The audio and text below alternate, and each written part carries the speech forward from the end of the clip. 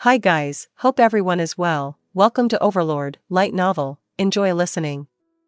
If you like my content, join me on Patreon, where you can find more and exclusive novels. Also, you can leave a donation by clicking the Super Thanks button. Thank you very much for your support.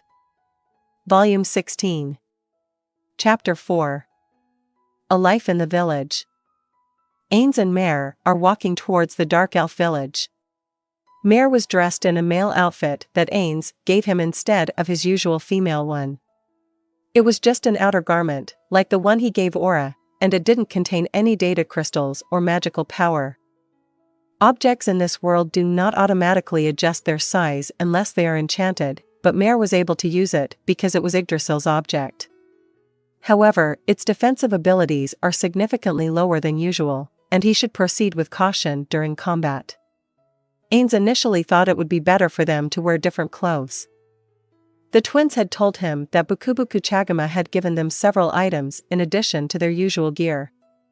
Going to a place like this, however, and being asked if there was anything he could use to conceal his identity and abilities, he could only shake his head.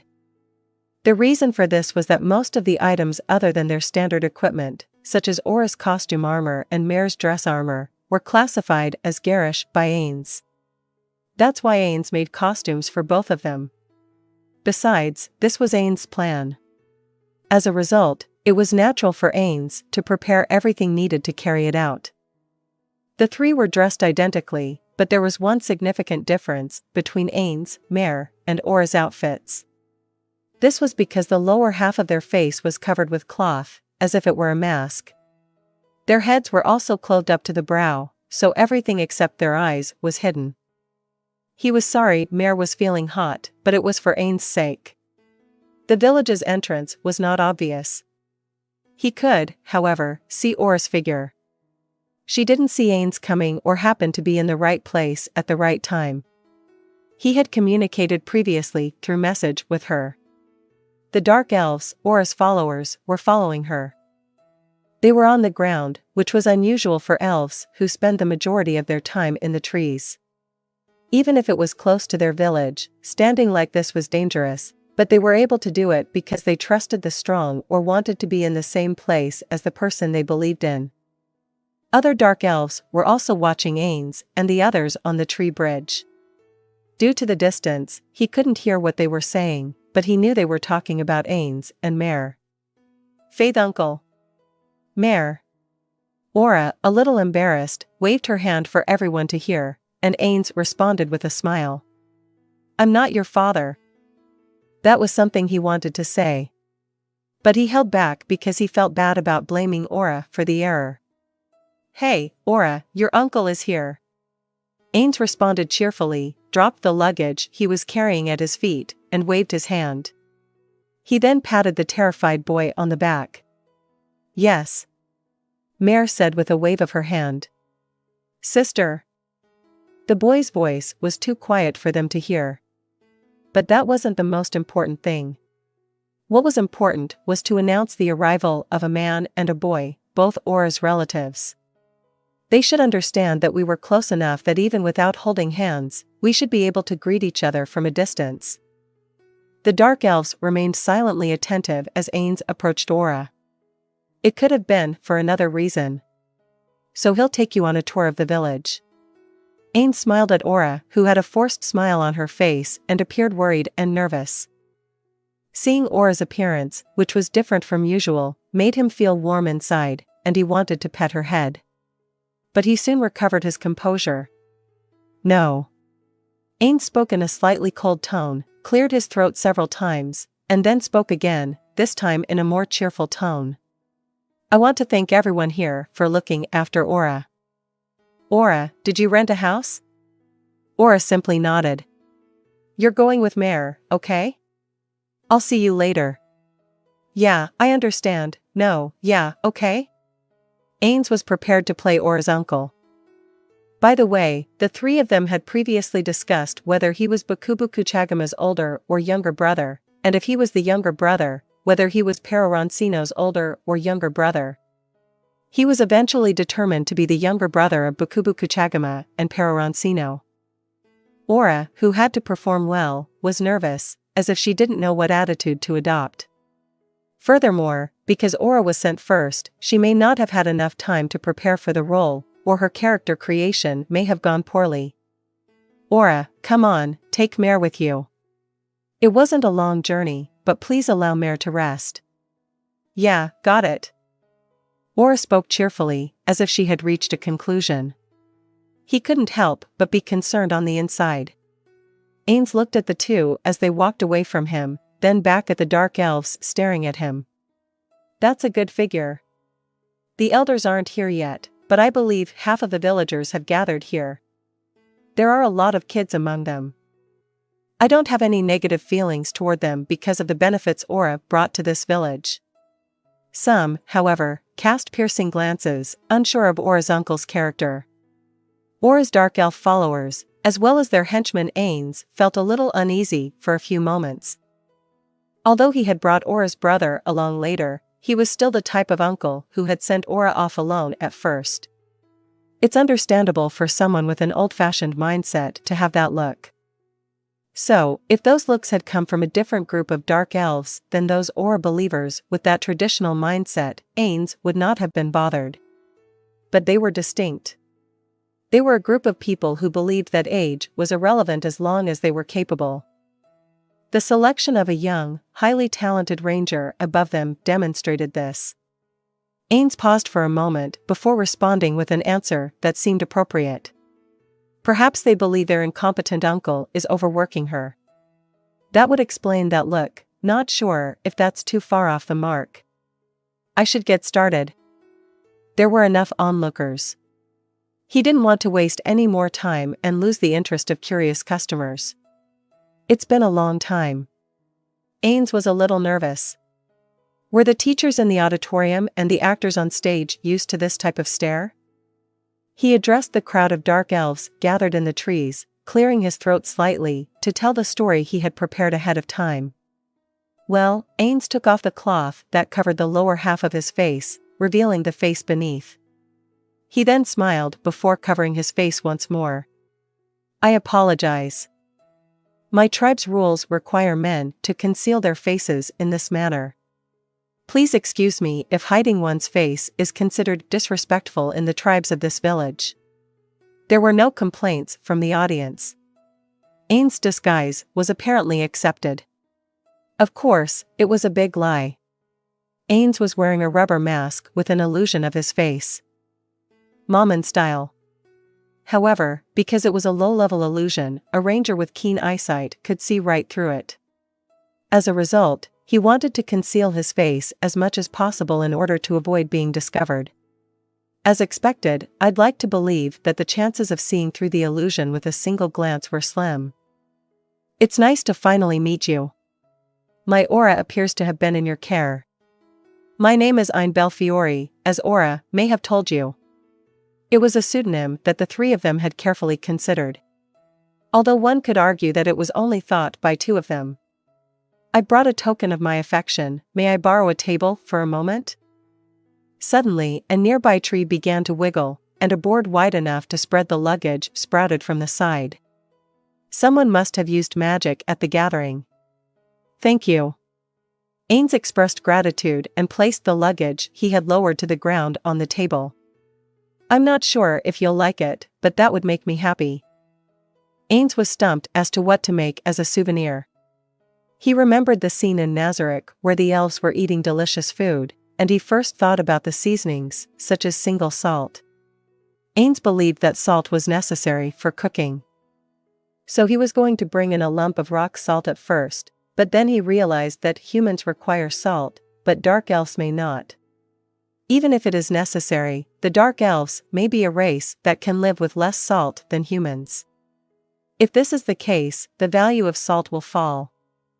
During Ainz's sneak peek, there was no evidence of anyone adding something like salt to their cooking in this village. He'd also never seen an elf make dried meat. This should be due primarily to the existence of magic that prevents food from rotting. As a result, it appeared that it would be of little value to them.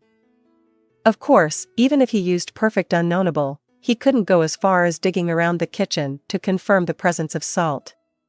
Considering this, and the fact that they didn't waste the blood of their prey, they might have taken the salt from the blood just like carnivores do. By the way, since there were no large-scale rock salt deposits or salt lakes in Irantil's territory, the salt was produced by magic casters who had learned daily life magic. The remainder was brought in from the kingdom and the empire. The price of salt had risen slightly as a result of Ainz's occupation of the city, but this did not appear to be a problem any longer. Ainz remembered reading about it in one of the reports he received. Perhaps Albedo handled it well. Ainz, in any case, stopped bringing salt. He instead delivered something even better. This is a dwarven-made metal blade.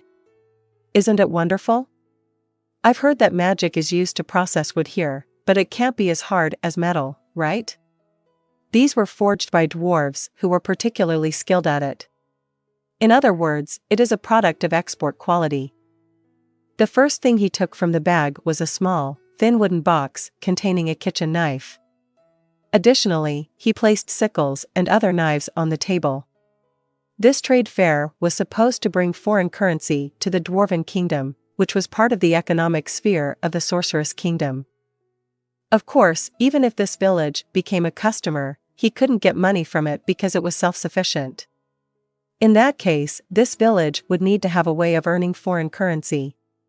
Nonetheless, Ainz believed that by acting as an intermediary, this village could become part of the Sorceress Kingdom's sphere of economic influence.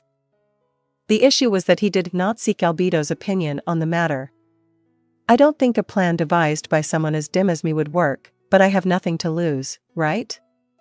So even if he failed, he wouldn't be in big trouble, and if he succeeded, he'd be praised. However, it is best not to have high expectations, because if it fails, it will be a huge disappointment. So it was best not to think about it too much.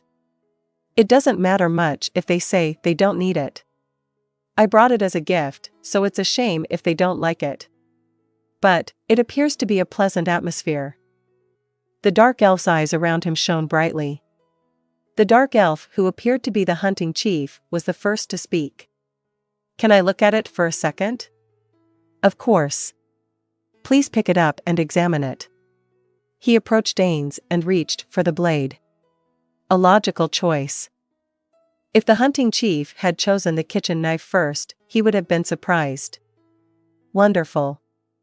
Dwarves are said to live in the mountains, but they are people who can create such great things. Isn't this quite valuable? What could I exchange it for? As expected. Satoru Suzuki, the salesman, smiled on the inside. He had succeeded in capturing the customer's attention. Apparently, the elf country's capital used to trade with human society until their relationship deteriorated, and money was even used in some villages. However, economic activity would not have reached such a remote village, and it was not a destination for non-elven peddlers. As a result, the primary method was the exchange of goods. Moreover, these rare and good products seemed to be welcomed as expected. I didn't bring this to trade anything, but to give it to you. You may distribute it as you see fit later. The hunting chief made a bitter face as he tested the sharpness of the blade with his hands. No, we owe a great deal to Fioradano, who is in your care. Receiving this without returning anything would be, no. It's just a small token of my appreciation and gratitude. Please accept it. But when it comes to bartering, I have magical items made by a very special and unique dwarven technique, the wonderful rune technology. Ainz could see the gleam in the hunting chief's eyes growing. Runes? Magic items? Right. Runes create magical items. It's something I use myself. However, if you want it, depending on what you want to give in exchange, I might consider it. They appear to be somewhat rudimentary, but I can't just give away magic items for free. Right? It was initially reasonably priced. People are drawn to bargains. However, if prices are reduced too drastically, a portion of the population will refuse to buy anything unless the prices are extremely low. It would be nice if the dwarves did it, but Ainz would find it difficult.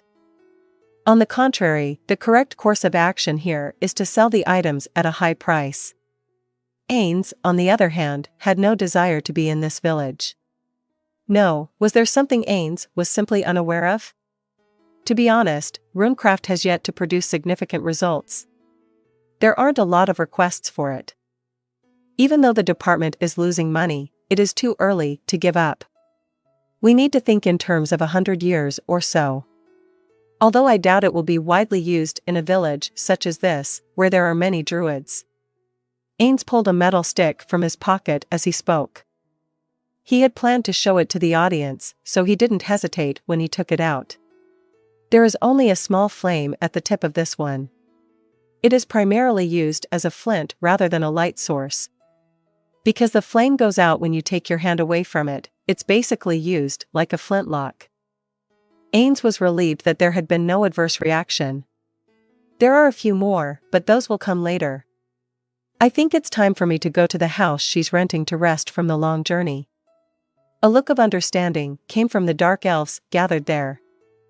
They don't leave the village very often, but they are aware of the dangers of their surroundings and have a desire to relieve the fatigue of those who have traveled there.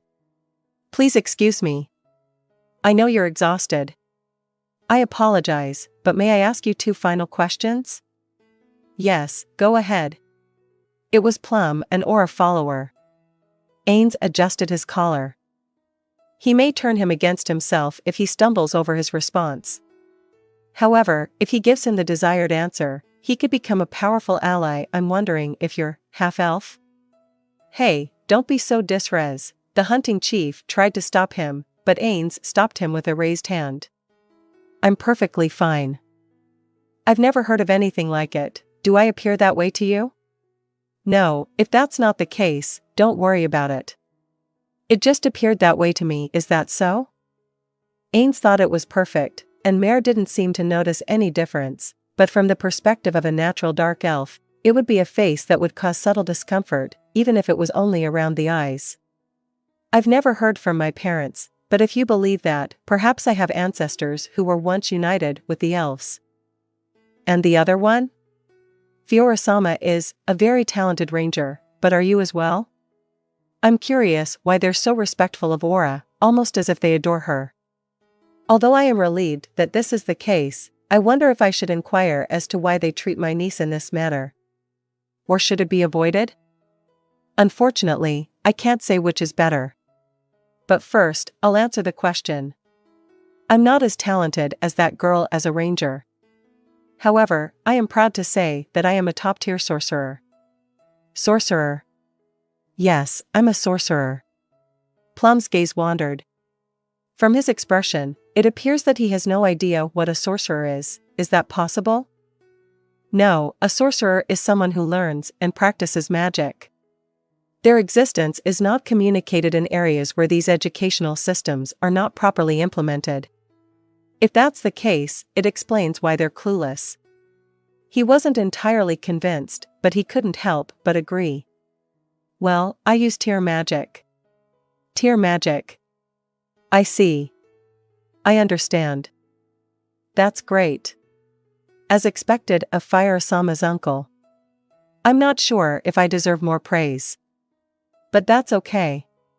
In Nazarick, I get too many crazy compliments, so this kind of superficial praise is refreshing. I guess I didn't explain myself well enough. A sorcerer, like a druid, is someone who can use magic. I see. So you can make food? What? I'm so sorry. There are such sorcerers, but I'm afraid I'm not one of them. If anything, I believe I am skilled enough in magic to defeat the enemy. I recall that the most common spices and seasonings can be made with everyday magic, but I'm curious if it's possible to make higher quality ingredients. Actually, Ainz didn't mind being labeled incompetent. In fact, he doesn't think much of himself, and if he is underestimated or treated as a fool, he will take advantage of it. He must, however, avoid being labeled as incompetent as Aura's uncle. Ainz was representing Bakubu Chagama at the time. The enemy. I see. So, you can work as a hunter, right? I see. As expected from Fiora-sama's relative. The hunter's role in this village may be to defeat outside enemies, but that's probably not all. In any case, wasn't it the original role of hunters to bring food from dangerous forests? If you could be recognized as a hunter simply for defeating an enemy, this village would be teeming with heavy warriors, clad in armor. It would be strange for Ainz, who was not a hunter and supposedly knew nothing about this village, to point it out, and it would be a problem if the other party was offended. So he must be careful not to disrupt the village life where Aura and Mare will be staying for a while. He was not sure what he could say to apologize if his presence caused any discomfort. Despite the fact that Aura would say, "Don't worry about it." However, it is preferable to explain thoroughly and obtain verbal confirmation. I didn't want to end up in hot water later. After all, Aura and Mare were always on the lookout for Ainz's words and actions.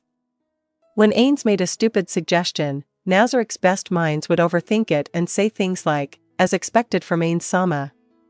But the children would innocently ask, "Why does he did that?" He didn't want to use, "think for yourself." When dealing with children. Plum appeared to have reached some sort of conclusion within himself as he pondered these things, nodding his head aloud. "No, as I expected, wonderful." Ainz was perplexed yet again as to whether it was wonderful, but decided not to say otherwise if that was what he thought would be acceptable. Besides, when he thought about it, the situation wasn't so bad. Then Ainz opened his mouth to speak. "I'd never worked as a hunter before, so I was skeptical, but now I'm relieved that the excellent hunters in this village seem to recognize me. I'll take advantage of the opportunity to appear more responsible. I believe she is currently active as a hunter, but I will take her place. Could you, in the meantime, let them play in this village?" Plum made a surprised expression as if he had heard something incredible. Ainz reflected on what he had said, though it wasn't anything out of the ordinary. However, there should be no cause for concern. I came here with the idea of showing children who are only used to city life what it's like to live in a dark elven village. Yes. That's correct. I'd like them to learn about the village's unique games. I see. Isn't city life very different from village life? As if convinced, the hunting chief said. What he was thinking was a mystery, but Ainz couldn't be blamed for his self-serving assumptions. Ainz had not told any major lies. Only a few minor ones. He could cover it up if he was later told something. "Could I also ask you a question?" A man standing on the bridge, who appeared to be a ranger, opened his mouth. All elves appear to have well-proportioned features. As a result, the word cool fits them perfectly. "Sure, go ahead. I don't like answering so many questions, but I can't help myself." The man appeared to pause for a moment before asking, "Fioradano has a fiancé?" Ainz attempted to control himself. He hadn't expected such a surprising question. Most people around Ainz were as surprised as he was, wondering why he had asked that question. He appears to have asked that question on his own accord. In any case, why should he care if Aura is engaged? That's what I'm thinking. Ainz was certain he had understood the question's intent. Or, more precisely, there could be no other answer. You want Aura to bear children here in the village. In fact, I do recall seeing a boy among the youngsters. Ainz looked at the children for a moment. Indeed, there were some boys. Maybe one of them is his son? It's difficult to tell how old a dark elf is just by looking at him. I certainly hadn't considered about her marriage. So, if Aura was interested in someone, I should find out if he's the right one as Bukubukagama's representative. I got carried away. I must choose between lying and telling the truth. There was no need to think about it too much. It wouldn't hurt to tell the truth, on the contrary, lying could make things even more complicated. Not right now. Is that so? He looked a little relieved. Are you the type of parent to heavily meddle in your child's wedding? That can't be good. To meet people here, I came. Putting your son before the others would be problematic. I need to get more information. By the way, may I ask your name? The man's face tightened sharply. My name is Blueberry Egnia. Ainz was aware that there was food with that name. Was naming foods, like that one called plum, a common practice among dark elves? If that were the case, it might have been wiser to completely change Aura's name to a pseudonym as opposed to contemplating, how does it make you feel when a friend uses a false name to call you? The unsettling aspect was whether they pronounced the fruit's name in this world's language, which automatically translated to Ainz's ears, or whether they did so without understanding what they were saying because it was a player's trace. I see. I'll remember. Blueberry Egnia-san. Yes. That's right. I would be very grateful if you remembered me. He wasn't sure why he felt such gratitude. The dark elves made a small noise as Ainz opened his mouth to ask. Ainz reacted right away to determine what was causing the atmosphere to change. He could see the elders as he had anticipated when he noticed where the dark elves were looking. Voices could be heard in the vicinity saying, "It's about time they arrived." Ainz let out a deep sigh. That was wrong. Was there ever a business where people engaged in secret conversations and allowed outsiders to overhear them? Is it wise for me to leave Aura in this village? How would a young child react if he overheard his parents criticizing him? I'm not sure, but for the time being, I should exercise great caution in how I speak and behave every day to prevent offending Aura and Mare. It was foreseeable what would take place next. Ainz didn't want to stir up any unneeded trouble, though. He wished to keep an impartial stance. As a result, appropriate action was required. To do this, I have to show you the outcomes of my simulations. The elderly man addressed Ainz while ignoring the looks he received from those around him. The same region as young Tree Fiora is where you are from. You've come a long way, how nice. Young Tree? I knew it. Ainz drew an internal grin. It's a dialect used by dark elves. Each race's language was converted into one that Ainz could understand in this world. The fact that he heard the term young tree was due to the fact that it was meaningless. If it had a meaning, for example, girl or boy, it would have been translated into a word that Ainz would recognize. In other words, it was customary to add the word sapling to the beginning of a boy's name. He observed the dark elf's facial expressions in order to gauge their level of familiarity with the city. According to Aura's research and what Ainz had heard, there were two factions in the village, one made up primarily of young people who sought to defy the traditions, and another who respected the elders and the customs. The elders likely wanted to learn more about the type of dark elves that resided in the city they arrived at. I want to maintain a low profile. If I say something unbiased, though, I might be compelled to ally with one of the factions. If I had to choose one faction to be a part of, I would choose the youth faction because I could make friends with the parents of the dark elves there. However, some details are still lacking. I'm not certain if it's the right course of action. The best course of action would be to properly greet them and present a friendly front. Ainz prepared himself with that thought in mind. Even though we live on this same piece of land, I am thankful that the inhabitants of this forest have welcomed someone like me who comes from a different forest. The elders, whose eyes sparkled, let out a small sigh when Ainz said this, without much thought. It wasn't a sigh of relief. On the contrary, it appears to have been because it made a favorable impression on them. Sawtooth oak trees and evergreen oak trees are both hardy and grow well. I'm pleased. If enough trees grow, this will undoubtedly become a large forest. Ainz nodded with satisfaction after saying this without hesitation. To be honest, Ainz had no idea why he had said that. He'd said things without much thought. Ainz assumed they wouldn't understand what he said because his words were so ambiguous. The elders, on the other hand, nodded in agreement. He nodded enthusiastically. He could understand the attitude.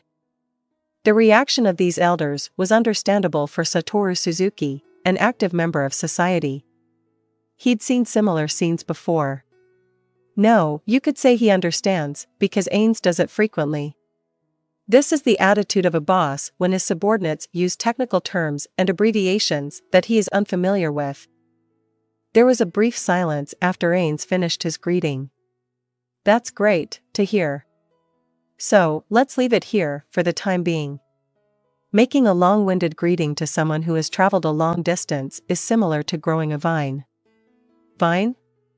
Ainz responded involuntarily. Did Dark Elf say that when it was inappropriate to speak for too long? If so, such nuances, rather than just the literal meaning, should be conveyed.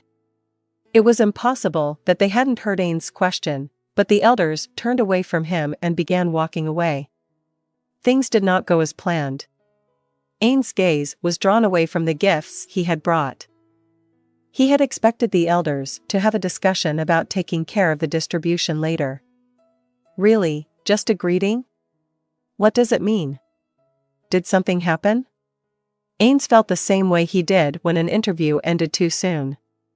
He felt the same way if the interviewer had asked him, "Do you have any further questions?" at the start of the interview. If the reaction to Ainz's response had been clear and unequivocal, such as an angry gesture, he would have realized he had made a mistake and, even if he had to leave for another village, he would have learned a valuable lesson. However, because he was unable to elicit a response from them, he had no idea whether the experience had been positive or negative. This meant he couldn't use his experience in the future. Ainz couldn't see any signs of discontent or hostility towards him when he looked around.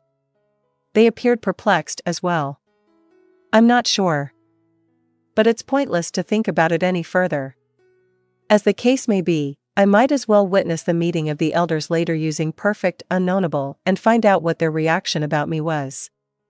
Ainz turned away from the elders' backs and asked a nearby villager, as if he had just remembered. It seems that I have been welcomed.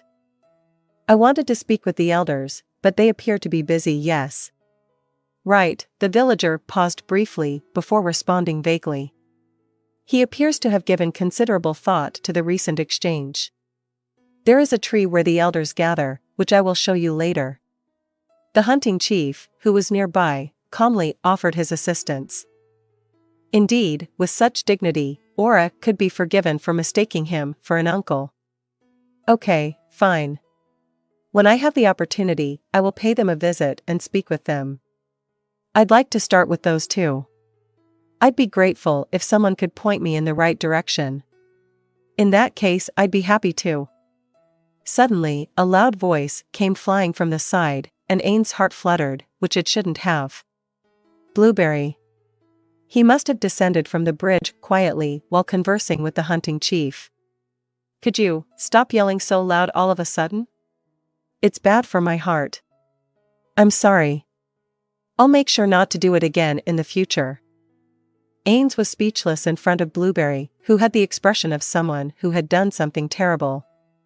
But then he decided to show some magnanimity and try to calm down in order to avoid taking rash actions later on. I'm glad you understand. May I then ask Blueberry-san to help me? I have no objection. Please contact me if you have any problems in the village. I will assist you in any way that I can. That's reassuring. Ainz said as he started walking away with Blueberry. However, this was not the end of the story. The most crucial element was missing. Ainz came to a halt halfway through and returned his gaze to the children. He then turned to face them, despite the fact that his face was practically hidden by his clothes. There were 6 children in total, 4 boys and 2 girls. 2 of the kids seemed smaller than Aura and Mare. One of the boys was about their age. The other 3 appeared to be more elder. Hey guys, he said as he walked toward the children. The adults around him made no attempt to stop him. This was most likely due to Ainz's positive attitude thus far. Please take care of Aura and Mare. The children's expressions were surprised. But it couldn't stop there. He needed to be prodded. It was not an exaggeration to say that this was the reason for Ainz's trip. Include them both in your games. Having said that, I don't believe you can beat them in an athletic competition. That's why I'd be delighted if they were invited to play something new, something they couldn't do in the city. A simulation of conversations with adults was carried out with Mare's cooperation. Ainz, on the other hand, engaged in a mental simulation of a conversation with children. There could be numerous mistakes and omissions. Making mistakes in front of adults can harm your future development. So, if at all possible, I'd like to make them only in front of children. It is questionable, however, that we allow strangers to meet our precious children without adult supervision. As a result, I feel compelled to speak up. Ainz reaches into his pocket for a leather pouch. Then he extracts an amber-colored lump the size of the tip of his thumb from it. "Give me your hand, please." Ainz addressed the boy at the front of the group. He was most likely the village's children's leader. Ainz placed his hands on the dark elf boy's palm, being careful not to touch them directly. Ainz would prefer to hand it to him rather than drop it, but his hand was an illusion. He might notice the unusual feel of his hand if they touched. That was the one thing he had to avoid at all costs. What if he severed a criminal's arm and made a glove out of his skin and flesh? Maybe there are some good at that inside Nazarick, where everyone despises humans. I believe Neuronist and the others might be interested in creating something similar. This is... Ainz smiles and speaks softly to the boy who noticed what he had in his palm. "It's a candy. It's more delicious than fruit. Don't chew it, lick it. Just, maybe it's not as sweet as fruit, which is really delicious," slightly unsure, Ainz said. Ainz's body is incapable of proving it. He can only confirm the texture at best. As a result, he is skeptical of the taste. True, he has sampled candy from the original world. Even if Yggdrasil's candy, which he had never tasted, came true, he had no idea what it would taste like. Also, given that there are magical fruits in this world, there could be much sweeter flavors than the candies Ainz brought, and those dark elves ate them on a daily basis. He was confident, however, that ordinary fruit would not be able to defeat them. It is said that the fruits of this world are not always easy to eat because breeding and other improvements have not been made. That is why people in Nazarick are involved in breeding. As an example, consider the sous chef. With trepidation, the child placed the candy Ainz handed him in his mouth.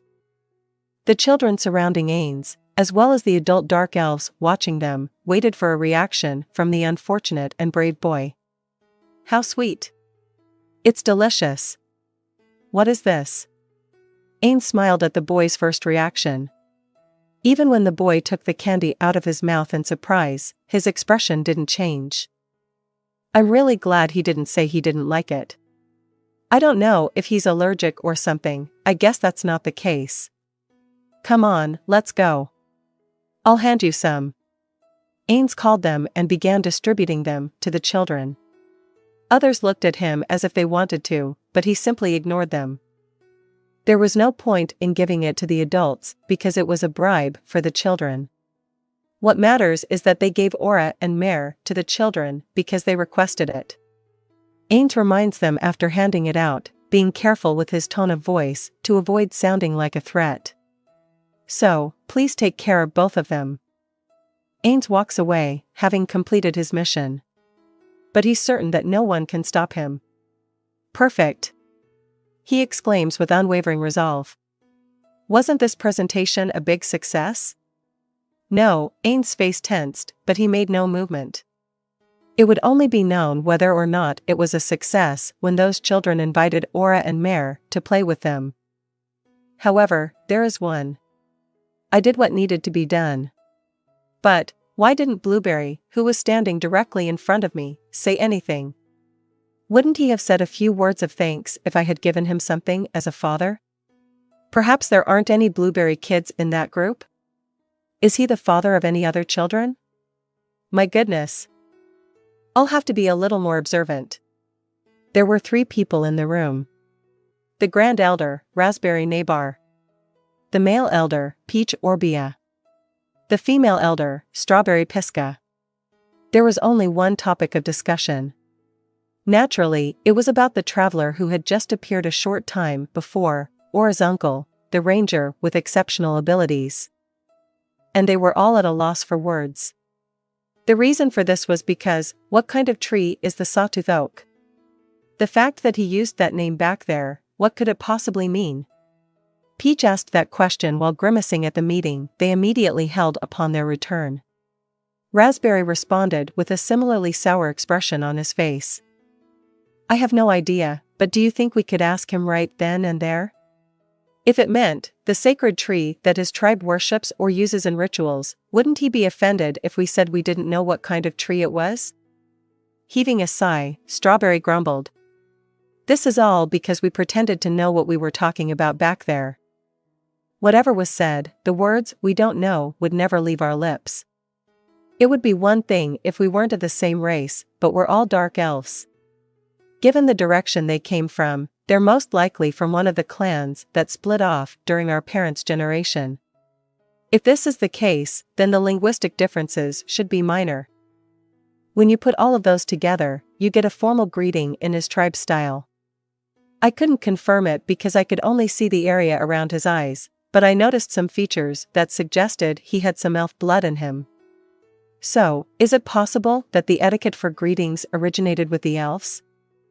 They also had another reason for his possible connection to the elves. That was his given name. Dark elf names were given in the order of family name followed by given name, whereas elves used the order given name followed by family name. As a result, they were named similarly to the elven. In general, I wouldn't know anything about elven customs or etiquette, would I? Do you two have any idea? There was no response. To begin with, they didn't know all of the Dark Elves' traditions. That was because some of the oral traditions had been lost before they arrived in this forest, and they didn't even know what had been lost. That's why they were scratching their heads about it. For the time being, are we all in agreement that our tribe was known as the Ring-Cupped Oak Tribe? It's either that or something close to it. Perhaps this oak splits into two when it grows, and we're called that because we also branched off from his clan? When we consider the flow of that conversation, it appears that there is no other way to interpret it. However, like the sawtooth oak, I'm curious about the ring-cupped oak. Is there any indication that it could be another name for one of the trees we do know about? Above all, how significant is the selection of that tree? On the other hand, if they compared a familiar tree to a sawtooth or ring-cupped oak tree, their visitors might question their sanity. As a result, if they knew what trees they were, they could grasp the nuances. However, despite their limited knowledge of trees and plants, they couldn't find anything about sawtooth and, in particular, ring-cupped oak trees. Even when they considered that the common names of trees might differ by clan, no response was forthcoming. It would be great if we could hear it directly from the source, but if we could do that, wouldn't it be troublesome if he thought we didn't know much? It's possible that he'll pass it on to the kids. Even they were aware that the youngsters group despised them. Nonetheless, they believed that as they grew older, the children would come to respect their wisdom. When viewed in isolation, traditions, ancient wisdom, appeared meaningless. The truth was that there were some reasons why they persisted, and it wasn't something that could be ignored. They should all agree that knowledge is power. However, no one here knew how to give a formal greeting. What would happen if the kids judged them for having abandoned that tradition? It could spark a more severe and lethal confrontation than is currently taking place. That's why they were scratching their heads about it. I'm not sure if it was just a greeting. When I looked him in the eyes, he didn't seem to be showing any emotion. He was so vacant it was slightly unsettling. So, what should we do? I'd like to question him about his knowledge of dark elf traditions, though that's a little risky. Even if we accepted our shame and told him we wanted to speak with him personally, I doubt he would keep his mouth shut. If that's the case, why would you jump into a briar patch if you weren't being pursued? You are correct. It's best to keep your distance and avoid approaching him. So, what should we do with his gifts? Souvenirs from a land where races other than elves and dark elves live. There are probably some rare items among them. There would be some practical advantages if the three elders were in charge of distributing the souvenirs. Of course, depending on what was distributed and to whom, there would be people who would make their dissatisfaction public. The disadvantage was that they might hold a grudge about it. However, in most cases, that type of person would already have a reputation for complaining that no matter what they received, it was unfair. It was obvious that some of the younger generation would object simply because the elders were the ones who divided everything. However, if the elders distributed everything fairly, everyone else would probably look coldly on those who complained that it was unfair. As a result, even if the elders assumed the duty of distribution, they had no intention of taking anything for themselves. Creating an image of them as selfless elders should be more valuable than pocketing rare goods. However, as previously stated, do not enter a briar patch. If we decide to distribute his gifts, we will be forced to express our gratitude to him, whether we like it or not. If that were to happen, we would almost certainly have to express our gratitude in a manner that adhered to proper etiquette. That is, if the other party places a high value on etiquette, they may regard us as unsophisticated, or they may interpret it as dissatisfaction with their gifts, correct? If he believed that as village elders, they should know proper etiquette, how will he react if he witnesses their bad behavior? When falling from a great height, the higher you were, the greater the damage. Furthermore, when one received a magnificent gift from a visitor, one could not respond to it in the same way that they would to a trivial item. Every courtesy would have to be extended to one's benefactor. Then let's leave it to the kids. They were fortunate to have obtained the gifts first. We'll probably hear all the details, so we'll just leave it at that. That's correct. That's a good thought. While Raspberry and Strawberry were wrapping things up, Peach looked downcast. That doesn't bother me, but should we warn the children to be cautious? Because they are the type to disregard traditions, they may unintentionally insult his tribe. The other two elders were also glum. This is not the time to ask, are we to blame for not drilling it into them, even if we had to invoke our power as the Council of Elders? Is that it? The uncle of Oridano, who easily defeated the Ursus Lord. I have no doubt that he is competent. I don't want to be staring at by someone like that. However, do you honestly believe those simpletons would agree with anything we said? For the time being, we'll just warn them, and if they make a mistake, the only thing we can do is take the blame, wouldn't it? To be honest, I don't want anything to do with it, but we are the elders, aren't we? We have to take responsibility. I guess that can't be helped. However, what should we do? Did anyone hear the reason for the uncle's visit to see members of his race? What should we do? If he came here to learn the customs that have been passed down through generations? Simply put, I wouldn't touch it with a 10-foot pole. Wouldn't it be awkward if we didn't have the welcome party? We haven't done it yet because Fioridano said her uncle was also coming. Furthermore, not holding the welcome party would be a disgrace to the rangers who had done so much work in so few days, and finally, our lack of participation in that party would go beyond incivility, and would be the same as a provocation. We'll attend the party, but let's keep as much distance as possible from him. The Uncledono appears to be young, and I'm sure the kids will keep him company. That's correct. I'm grateful to the children who will be attempting to persuade him to join them. After they had completed several other items on their agenda, Raspberry turned to Peach and asked him the question he had been meaning to ask for quite some time. By the way, what did that whole thing with like allowing ivy to grow mean? Strawberry looked at him as well. She was probably thinking the same thing. Naturally, they couldn't ask him right away, but that was no longer an issue. Peach, who had been asked, stammered in response. Sorry. I was attempting to match the tone of the conversation, so I just said something reasonable. Raspberry breathed a heavy sigh. The uncle's bafflement at having never heard that expression before was apparent in his voice. What should we do in this case? What do you think we should say if he asks us about the meaning the next time we see him? Even if you asked me. If we were asked that question, we would have no choice but to come up with a suitable answer right here, right now. We'll respond to him with whatever we come up with. We can't say we were just showing off. It would be even more troublesome if the youngsters thought the traditions we frequently discuss were also something we said just to show off. That may be the only thing we can do. Don't say things just to brag about it anymore, okay? Sorry about that. I will never do it again. So, then, what would the words like allowing ivy to grow mean? Let's all agree on that so we can all give the same answer to whoever asks, okay?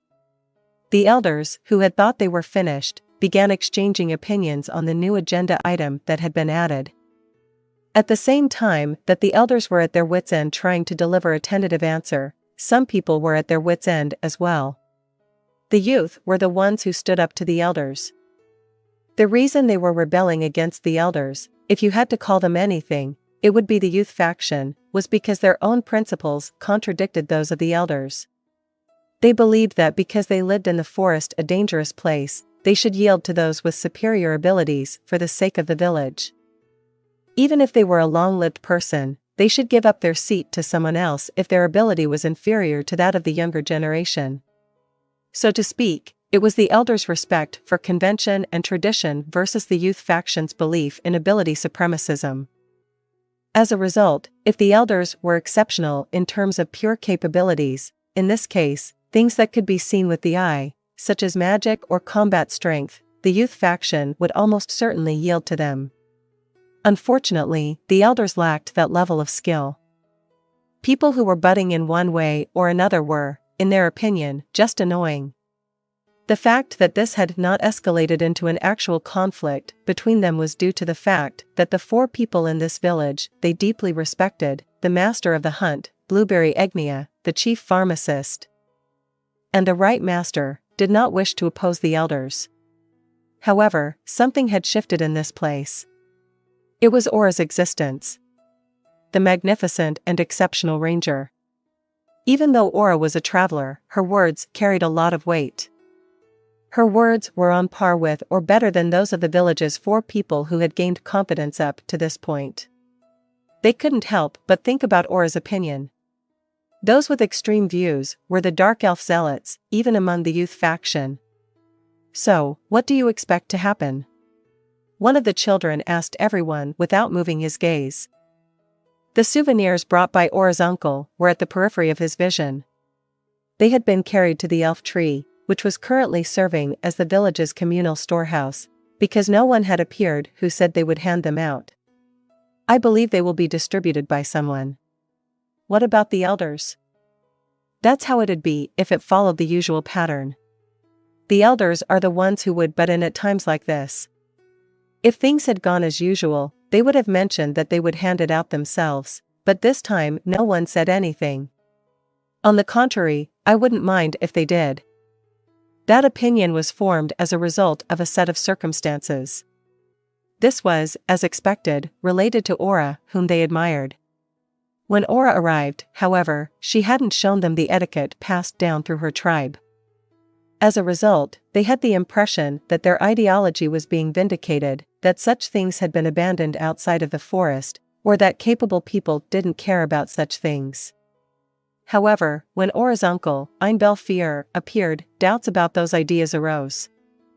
The greetings of the dark elf, her uncle, who appeared to have some elf blood in him, were incomprehensible to them. He wouldn't have said something meaningless in this situation, so there was no doubt that it was what the elders would call a proper greeting. Aura, the first to arrive, had not displayed that attitude. However, the uncle, who arrived later, respected such manners. Where did this distinction come from? Although they wouldn't admit it, everyone had already figured out the answer. It was the distinction between kids and adults. He, the uncle, had asked the children to watch over the two. In other words, he treated Aura, who possessed such great strength, as if she were a child. It was inexplicable. Indeed, when living in the woods, a harsh environment, the first thing children should learn is not politeness. Plenty of other things were more important than that. It was necessary to instill survival skills in them. As a result, it was no surprise that the children were completely unfamiliar with the rules of etiquette. Even the elders had never shown any signs of trying to relentlessly drill it into them. As a result, they became concerned about why Aura's uncle had not been courteous until the elders arrived. Was it because Aura's uncle saw everyone in the room as children like her? No one, not even those in the youth faction, had shown the uncle the proper courtesy. What attitude would an adult have toward children who were unaware of proper etiquette? Indeed, the adult would not extend an etiquette-compliant greeting. They would regard them as children and treat them accordingly. That etiquette element, which they had previously dismissed as meaningless, now had meaning. It was code for showing respect to the opposing party, and he'd only shown it to the elders. That was the conclusion they reached. If the uncle thinks of us as children with the appearance of adults, and then we just go ahead and divide up the souvenirs of our agreement, we may be regarded as a village where the children are in charge, or worse, a village of savages who don't even know what etiquette is. Even if we couldn't give a proper greeting, he might not conclude that we're children simply because of that, but he might. If that happened, when he returned to the city, everyone would know that in a village of dark elves who live in the forest, there's a group of childish people who like to throw their weight around, you know. That irritates me. Yes, I share your sentiments. This village being mocked by the outside world is a little, no, a lot, unpleasant. He probably didn't greet us in an etiquette-compliant manner to assess our worth. Yes, I believe that if we had responded with proper etiquette, Fiordono's attitude would have been different. There was no doubt that they felt pigeonholed, but this may not have been done maliciously. Rather, what benefit would it be for the other party to be malicious while still communicating with them? Of course, it wasn't as if he couldn't have just had a terrible personality. I disagree for various reasons, but we have no choice but to leave it to the elders, who, after all, follow the rules of etiquette. He must have been courteous to the elders, because he appeared to have greeted them in a manner that conformed to proper etiquette. In the current situation, the uncle may be considered to have respected the elders, but not them. The uncle would not think it strange if the elders divided up the souvenirs. Yes, that's correct. If we do nothing, the elders will divide everything according to their own agreement. And then, the only other people we can ask are the chief pharmacist and the right master, both of whom were not present, but what do you think? Those two, particularly the chief pharmacist, will despise it. The chief pharmacist was the type of person who would find doing this bothersome, and if they were turned down by the right master, it would be left to the elders. All right. We've reached a conclusion. For the time being, we have completed the task assigned to us. Let's get this party started. Yes, let's do it. And then, should we only learn the bare minimum of etiquette from the elders? All of the youngsters appeared hesitant to do so. It was because they had previously concluded that etiquette was pointless. They never wanted to be treated like children again. That was why they bowed their heads to the elders at his point. The young people, who were filled with mixed emotions, let out heavy sighs from the bottom of their hearts. Also, there was discussion of holding the welcome party after Fiordono and the younger brother had come. What would we do? There must be a way to host a party that adheres to etiquette. Wouldn't failing to be polite be a humiliation? We'll probably be fine with the party, but the village being judged as nothing more than a bunch of children who don't know what manners are bothersome. Let's entrust the party planning to the elders. That's all right. If it's the elders, as much as it irritates me to admit it, they'll probably get that part right. While the elders and children were both perplexed about what would happen next, another group was equally perplexed. It was the 6 kids. They had formed a circle, and the one who was the most frazzled was the first child to receive candy from Ainz, that is, the child who had been asked to play with Aura directly. Furthermore, it was confirmed that the children were extremely interested in the girl who came from that unknown, distant place known as the city. They were still interested in her, wanted to be friends with her, and wanted to play with her. Nonetheless, there was a reason why they only looked at her from afar and never approached her. It was because they came from different worlds. Even though the girl with abilities that exceeded those of the village's top hunter was close in age, the difference in their standing was on the order of heaven and earth. They couldn't just approach and start a conversation with someone like that. Even if you saw a super famous person you admired, it was customary to avoid approaching them. However, they had no choice but to do so from now on. What are we going to do? What kinds of games should we make up for them? What is the point of playing if there is no competition of athletic ability? So it would imply things other than tree climbing, which uses your body, or something like that. There is no such thing as playing like that. One could argue that the Dark Elf's children were excited to invite Aura to play with them because of the candy they had just received, but one could also argue that it was because they wanted to try playing with her even more than that. So, in a way, Ainz's request was a blessing in disguise for them. How about what's in the leaves? What's in the leaves was referred to as hide and seek by the other races. I'm not sure about the boy who came today, but that girl is a fantastic ranger, you know? She'd find us all in an instant. We were unable to do the same for her. Who cares if we're discovered? Isn't that not the point of playing? You idiot. Getting her to play with us is not the same as playing with us. The other kids who heard that whistled in awe. Kuchan, you're so cool. That's our Kuchan. Don't say something so obvious. Kuchan, orange cunas.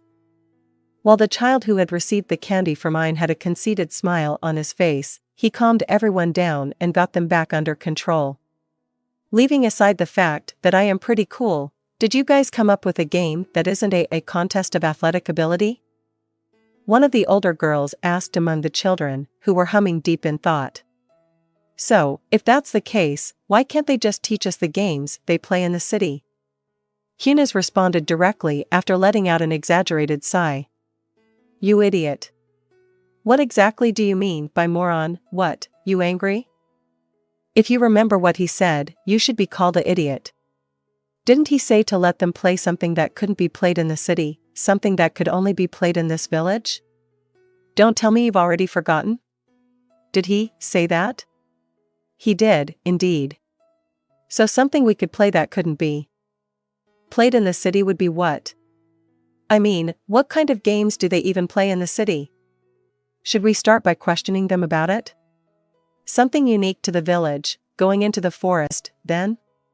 Take it away. Huna's face was solemn as he listened to one person's suggestion. It's not like you don't know what happened to Ar Kuan, do you? Everyone remained silent. The child who had proposed was pale among them. The village itself was relatively safe, but the surrounding areas were not. The danger would descend on the children if they went into the forest to play alone. They might be okay if it happened only once or twice. That good fortune, however, would not last forever. Children who never returned existed, and adults did nothing about it. They didn't even bother keeping an eye on the children's gatherings or tying a long string to them. Even if some never returned, it was seen as a necessary sacrifice for defying adults' orders and putting themselves in danger. However, if the death of one child could teach the other children about the dangers of the forest, it would not be considered a significant loss. On the contrary, the prospect of them growing up unaware of the dangers of the woods was more terrifying. Even if some did not return, it was seen as a necessary cost for defying adults' orders and putting themselves in danger. However, if the death of one child can teach the other children about the dangers of the forest, it is not regarded as a significant loss. The prospect of them growing up unaware of the dangers of the woods, on the other hand, was more terrifying. Me, our physical strength, and everything else are completely different, right? At the very least, you must be able to climb a tree quickly. So, what are we to do? That was their final destination. So I guess we have to ask those two about what they do to have fun in the city. I mean, what kind of place is a city? Do you believe there are more trees than there are here? Is it so full of wild game that the girl could become an amazing ranger? After exchanging glances, the kids turned to look at Kunas. Ainz responded with a triumphant expression on his face. I heard the whole story from the adults that went hunting with her. That's our Kuchan. You're amazing. You really are amazing, Kuchan. A city appears to be a location where not only elves or dark elves, but also a large number of men from other races congregate.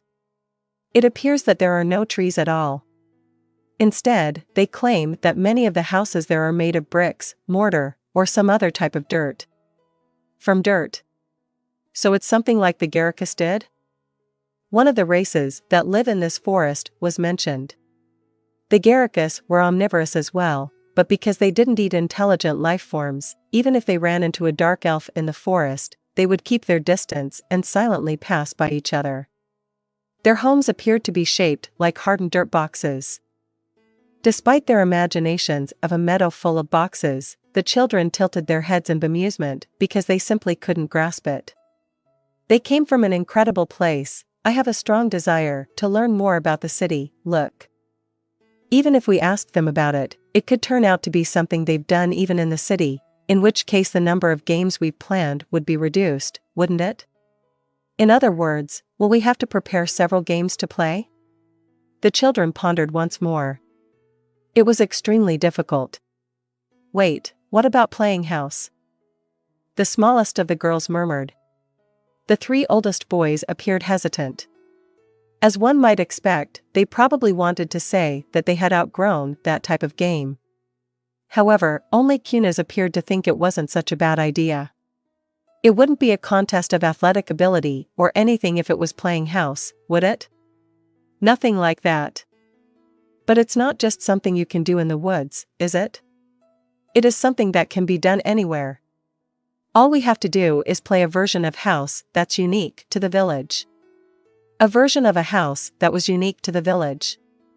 What kind of house is it? With the exception of Ainz, the speaker, no one indicated that they knew. Also, that boy who arrived later.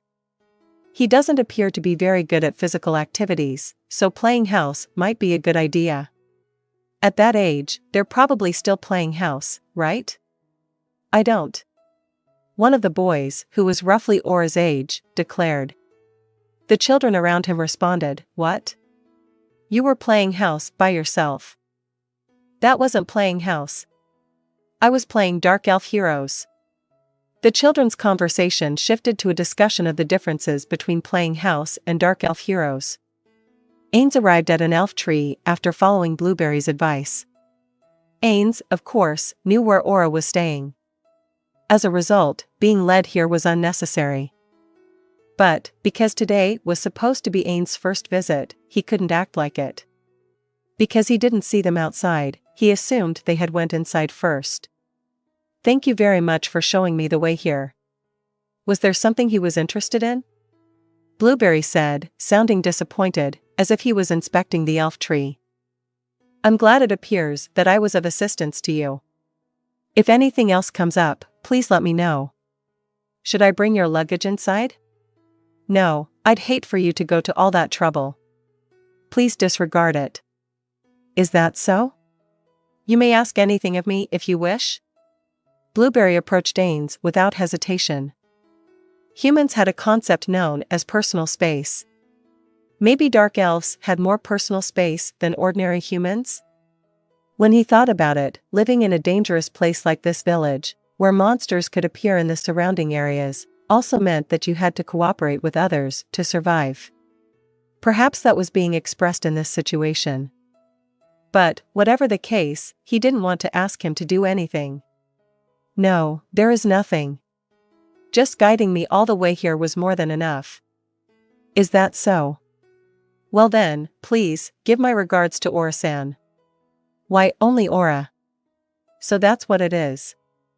Ainz had reached the explanation. Crap. Didn't I forget to introduce Mare? Aura called out his name, but that was the end of it. However, the benefits of introducing Mare to the adults were questionable. He could delegate responsibility for informing the children about Mare to Aura. Understood. I shall pass it along to her. After seeing off Blueberry, who kept staring back at him, Ainz went inside the elf tree, where the two of them were waiting for him. Good job. Ainz paused briefly, before correcting his address. No, I didn't keep you waiting, did I? I know this is abrupt, but what are we going to do from now on? Wait. Let's stop using so many honorifics. I know that if we have Aura the Ranger's ears, no matter what dark elf in this village tries to sneak up on us, she will hear their footsteps. In other words, this place is safe right now, which means we can use whatever language we want.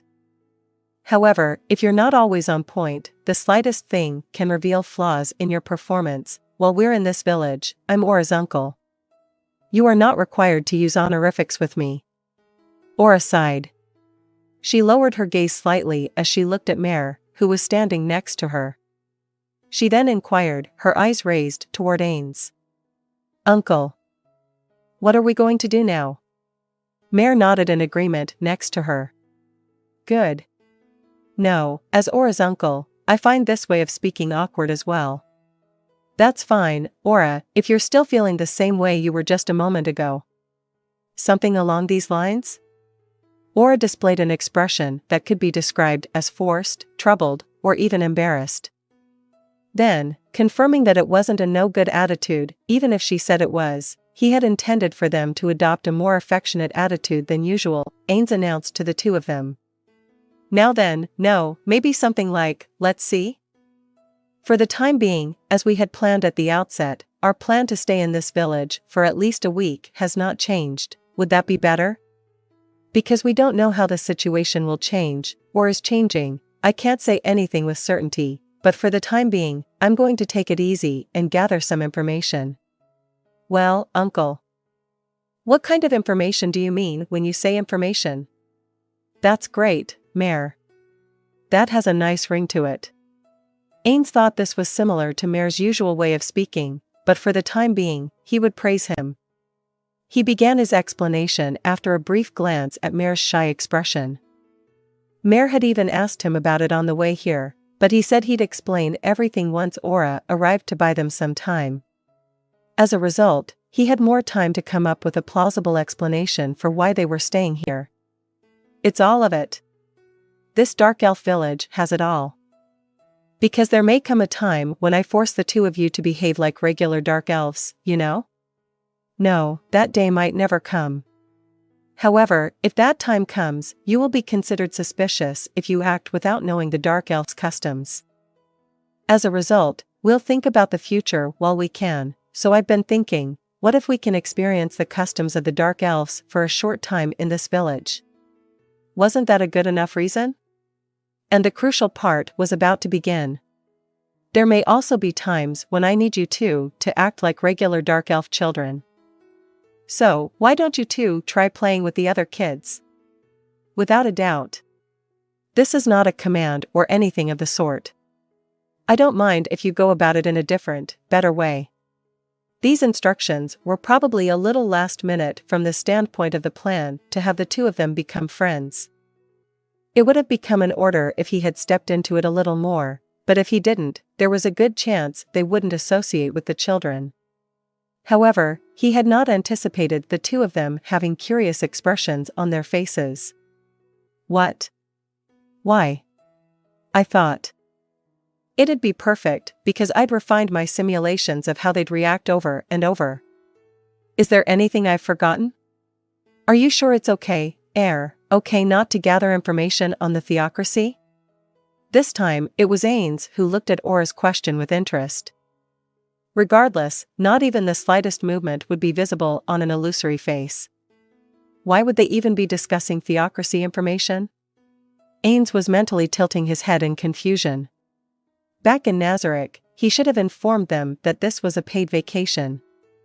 He remembered saying that this could be a test of Nazarick's ability to act without hesitation, even with three of its top brass, Ainz, Aura, and Mare, missing.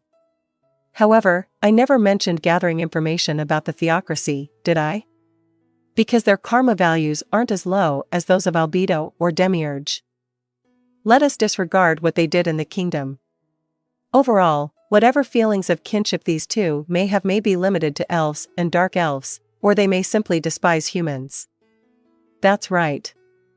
I'd appreciate it if you could also obtain information on the theocracy. Yes. Understood, yeah. Gotcha. Ainz loosened the strings on their luggage while smiling at Aura, who didn't appear to be used to speaking in this manner yet. Okay. We're only staying for a week. Let's get the merchandise organized. Ainz's group had brought with them dwarven-made tableware and other items, which had become quite a burden. These were items intended to pique the Dark Elf's interest, similar to the souvenirs from earlier. As a result, they had to be arranged in a way that was appealing and not just thrown together randomly. They were, in other words, constructing a showroom. Aura stopped moving while Ainz, who had zero confidence in his aesthetic sense, worked with the twins to decorate the elf tree. Uncle. 6 sets of footsteps are moving in a straight line this way. There is no sign that they are erasing their presence and approaching us. They must be children, judging by the lightness of their footsteps. Ainz, too, had stopped decorating and turned his attention to the entrance. He had not anticipated that they would arrive today. The face of the boy he had given the candy to peeked through the entrance as Ainz was feeling thankful toward the children. Peeking into other people's homes is normally considered impolite, but it seemed normal in this village. Hi there, did you perhaps come to invite Aura and Mare to play, I wonder? Yes. That's right. Was he taken aback by the room's appearance? Ainz smiled broadly at the boy, who responded nervously. I see. I see. We've been waiting for you. Okay, you two, go ahead and play with the other kids. Uncle. You know what I mean. The room has not yet been cleaned, that's all right, Mare. The rest will be handled by your uncle. Just leave everything to me. Your uncle, on the other hand, isn't overly confident in his aesthetic sense. If you later decide that it should be done differently, we'll go with it. Aura and Mare were taken aback by Ainz's laughter. Indeed, if it had been Ainz as usual, he wouldn't have laughed with a ha ha ha or even at all, so it wasn't as if he didn't understand their emotions. Although Ainz thought his persona as an uncle was a little out of character, if questioned later, he would insist he was just acting. If Uncle says so. I've got it. Please give me a moment. So, Mare, let us begin. Yeah. The twins left, and Ainz's face revealed a contented smile from the depths of his heart. As a thank you, I want to give even more candy to the children who came to invite Aura and Mare to play with them. No, wait a second. How would those two react if they discovered the children had come to invite them because they wanted candy? They might be surprised. He didn't think those two were particularly delicate, but, because I am not Chagama-san. It's not like I know everything there is to know about those two. That being the case, I should probably proceed with the assumption that they will be shocked. I would never be able to face Chagama-san if this turned into some kind of trauma and they said they couldn't make any friends. That being said, I'm curious what kind of game they're going to play. Ainz narrowed his eyes and wished for simpler times. Satoru Suzuki's glory days, he remembered the faces of those 40 people, plus one more, who had gathered for a game called YGGDRASIL. The friends who had gathered there each lived in their own world. Those who lived in megacorp arcologies, those who lived in inferior dome cities, those who lived in harsh environments like Satoru, and those who endured even more deteriorated environments. The same game brought together complete strangers who would not have met otherwise. Games can cross borders. It does cross borders. No, I'm not sure if it's correct to say that the only way to overcome them is through games. Finally, even if you live in different worlds, you can become friends, just like we did, the overpowering guardians and the frail children. When they leave his place, their connection will probably also be lost. And yet, I'd be overjoyed if they discovered that having friends is such a wonderful thing. It was natural, but those two figures weren't at the far end of his field of vision. Nonetheless, he seemed to be able to see the twins' figures. It couldn't be helped if they played with the kids and discovered they couldn't get along. Ainz experienced the same thing. He had no idea how many players he had interacted with in Yggdrasil, but it had to be a large number. Despite this, he only had 41 people he could call friends. He wasn't going to be able to make friends with everyone he met. All the two needed was the opportunity to meet someone with whom they thought they could be friends. He'd consider everything that happened here a success if they realized that making friends wasn't so bad. Ainz lowered his gaze to his right hand's ring finger, where he wore no ring, and smiled slightly. I've considered it before, but shouldn't I be working to make Demiurge, Albedo, or even Shaltir friends? Well, perhaps not. He decided not to think about it too much, because just thinking about it had ruined his good mood. At any rate, why hasn't anybody come by to see me? From what I picked up when I was eavesdropping with Perfect Unknownable, they should have the welcome party any day now, right? Are they going to come get me when the time comes? Don't tell me they're going to keep it a secret. He, too, had his own set of circumstances, so being unexpectedly invited would be difficult. Above all, Ainz was unable to consume food. Of course, he didn't know what kind of party they were having, but if it was the norm, food would be laid out in front of him, even among a gathering of powerful and influential village people. But, on the other hand, how would the other parties react if he absolutely could not touch that food? They would undoubtedly think poorly of him. If they were of different races, they would probably think this was normal and that a host who served food that was unpalatable to their guest should be chastised. Ainz, on the other hand, had used illusion magic to transform into a dark elf. So, while Ainz may claim that he is allergic to certain foods, he cannot claim that he is allergic to all foods. That would be impossible for him to justify with his usual excuses. As a result, he needed to take the initiative and plan ahead of time a reason. Or are they being considerate, assuming that I'm probably tired and that they won't be able to come and get me right away? In that case, I wouldn't mind if they rescheduled the party, but it would still be a problem if they came to pick me up after they finished the preparations. Should I pay them a visit? Ainz paused for a moment before shaking his head from side to side. No, let's abandon that notion. Then, if someone does show up, should I ask that dark elf to deliver a message for me? Ainz recalled the sights he had seen while lurking in the village in his Perfect Unknownable state. Breakfast and dinner were usually served together, but it should be any time now, right?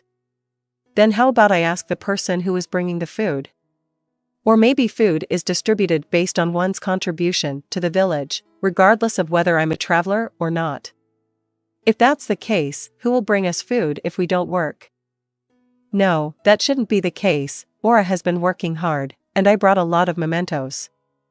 Even if we don't work, they'll probably feed us for a week. Of course, Ainz had no intention of quitting his job. He described himself as an arcane-type magic caster. If it was limited to the Tier 4, he even intended to use magic if the situation arose. He was even willing to go hunting instead of Aura. But, because he didn't know how their relationship would develop in the future, he had no intention of accepting any generosity. It could still be a little early in the morning. If they come, I'll simply inform them. If they don't come, I can simply go to them. Furthermore, there is information I wish to obtain. Aura had been at her wit's end since her master had sent her out. Finally, her master suggested that she play with the children in order to learn the Dark Elf's customs. However, she had begun to have reservations about the proposal. It wasn't as if the children didn't know what customs were or that they were people who didn't know what customs were. However, she thought it was absurd to think she could learn the Dark Elf's customs from what she could learn from the children. Wouldn't the things she learned from the adults be Dark Elf's customs in this sea of trees? As a result, she thought it was risky to learn from children, even though they didn't know the proper customs for a proper comparison. Having a distorted view of customs is common in children, but I wonder if that was the goal I was sent out for? It would be more childlike in that sense. She could be overthinking it. However, Albedo's words from before their departure always use your head, flashed through her mind. She and Mare were the only ones serving their master at the moment. Since that was the case, as a representative of the Guardians, she should be dignified and use her head to consider various possibilities. So she took her golden acorn necklace in her hands, invoked its power, and addressed Mare. She then received a prompt response. Yeah. I believe the same. Mare, who responded, was not holding his necklace. That was because activating the item was required when the sender first invoked it. Even so, the receiver was not required to do so in order to continue the conversation. If that's the case, then there's probably something more to it than just playing together and learning their customs. What exactly do you think it could be? Could it be because Ainz Sama used the word friendly when he arrived in this village? Because our interaction with the children will reinforce the notion that we are friendly? That could be a factor as well, but maybe we'll take in the kids. What? If that's the case, wouldn't it be preferable to win over the adults? I thought they were just a bother, but some of them appeared to be easily won over. They were beginning to understand the significance of their playing with the children less and less. If that's the case, I wonder if Ainz Sama is considering using the children to accomplish something. As she stared at the backs of the 6 children walking in front of them, Aura said to Mare. They were frail, vulnerable beings, with no social standing. It was unclear where their utility value lay. What kind of use do they have? Hostages? I can't completely rule it out, but I don't believe it's the case. Children. Children. Using children to gather information? But I'm curious what information children would know. That's right, isn't it? It was difficult to believe that information only the children possessed would be crucial. Or is it possible that he wanted the children's information because it had already been analyzed from multiple perspectives? I mean, come on, haven't you just been shooting down all my ideas? Don't you have any wild guesses that make you say, this is it, or something? Mare's voice echoed in her head after a short period of time. Is he thinking about taking these kids to Irantal? I see, that could be it, but wouldn't it be better to take the adults in the end? Children who don't know much about anything are easier to persuade. Maybe he's thinking of taking everyone in the village, not just the kids? Is that all? But, if the target is all the dark elves in the village, I doubt he'd tell us to play with the kids to get closer to them. If Mare was correct, they would also be working to win over the adults. It might be different if the children's opinions carried a lot of weight, but Aura hadn't seen any indication of that in the 3 days she'd been in the village. She couldn't believe the children had any worth, no matter how hard she tried. Then I wonder if it's all for the sake of cultivating friendly relationships and gathering information from the children? I suppose that's all there is to it. But, when you think about it, it could very well be just that. It's frustrating, to be sure, but nothing else comes to mind.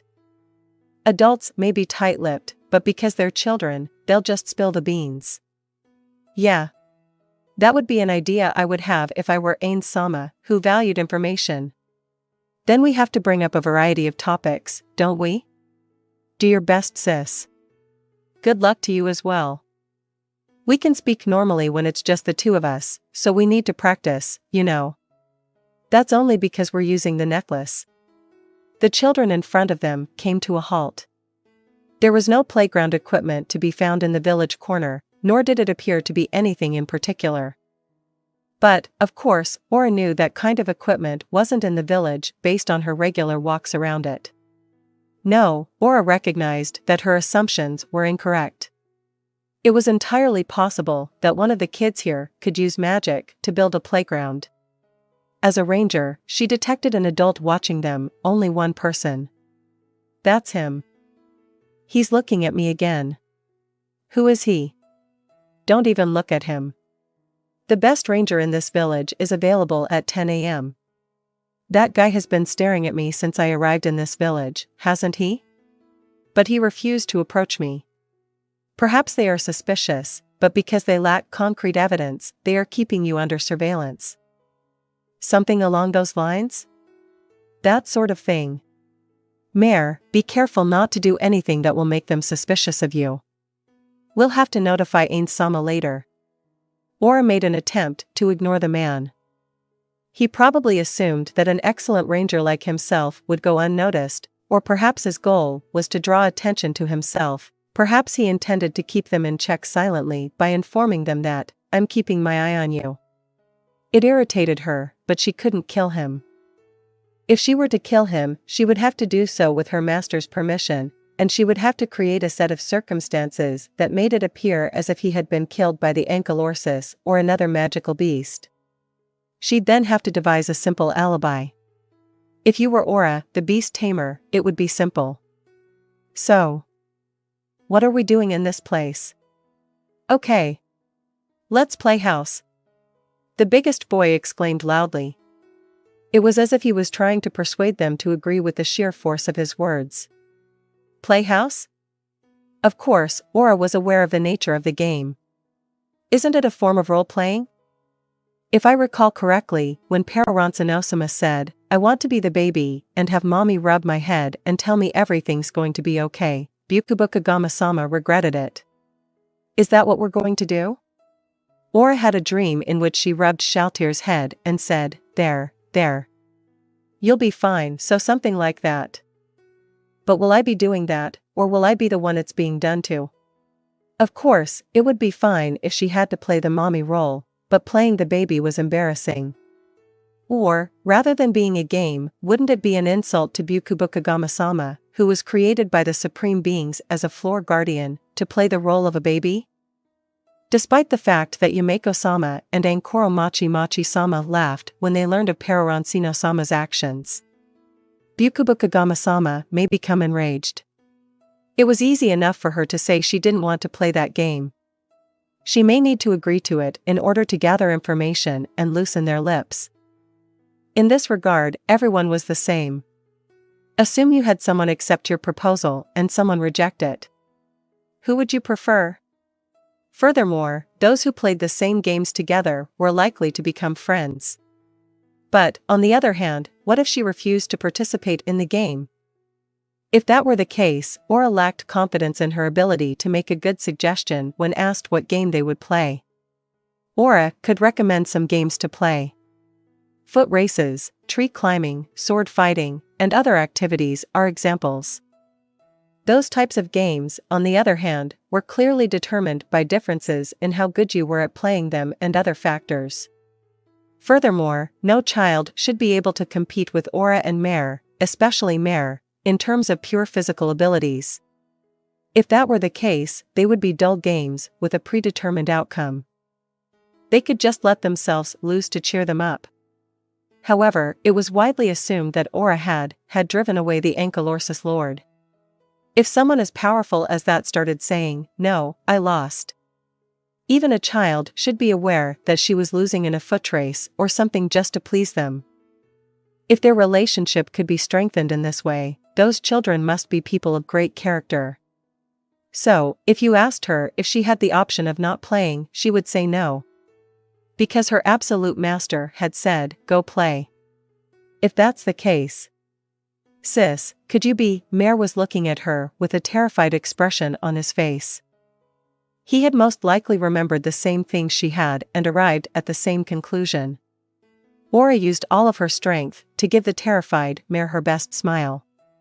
"Mare, this is exactly like an extremely high-level mission." Ainz leaned against the wall, idly looking up at the ceiling while occasionally glancing at the small memo pad in his hand, after he had sent Aura and Mare out to play and after he had finished putting their things away. He didn't have anything to do. Because they didn't have much luggage, cleaning up took little time. When they returned, he only needed to consult with those two about coordinating the interior. He had expected someone to come to see him right away, but no one had shown up. Ainz's gaze was drawn to the memo pad in his hand. What was written on it were the possible situations that could occur after they had come to the village and how to deal with them. However, not having anyone come to see him was not something he could have imagined happening. He had to admit that gaps had suddenly appeared in the scenarios he had imagined. It didn't surprise him because, after all, he was just an ordinary person, and he assumed that was the limit of his ability to plan. What mattered was how he would recover from this. He immediately considered two major alternatives. The first was to remain calm and composed while remaining stationary, while the second was to act on his own initiative. Ainz opted for the former. He chose the route that would allow him to avoid accidentally passing them. Ainz did nothing for a short period of time.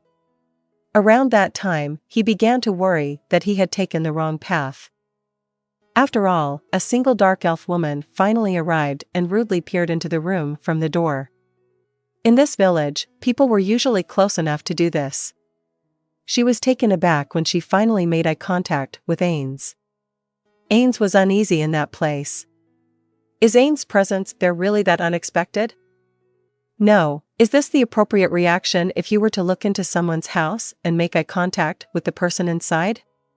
Though, given the sense of distance in dark elves' interpersonal relationships, I suspect this is a little different.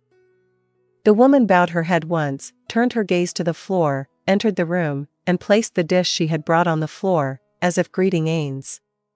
However, even when inside the elf trees, the dark elves wore shoes.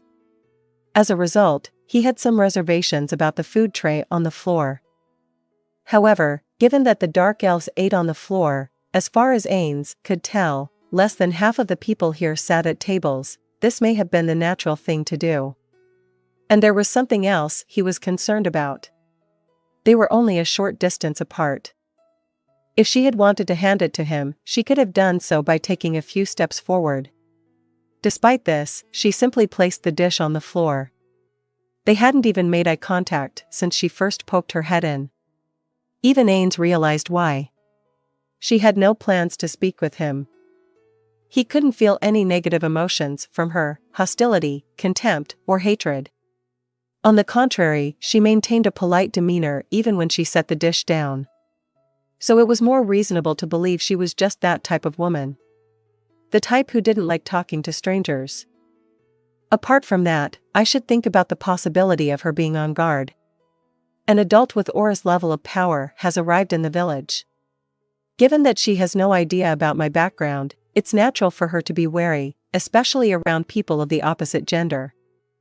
However, the reason I brought souvenirs and acted in this manner was to avoid being thought of in this manner. This is bad.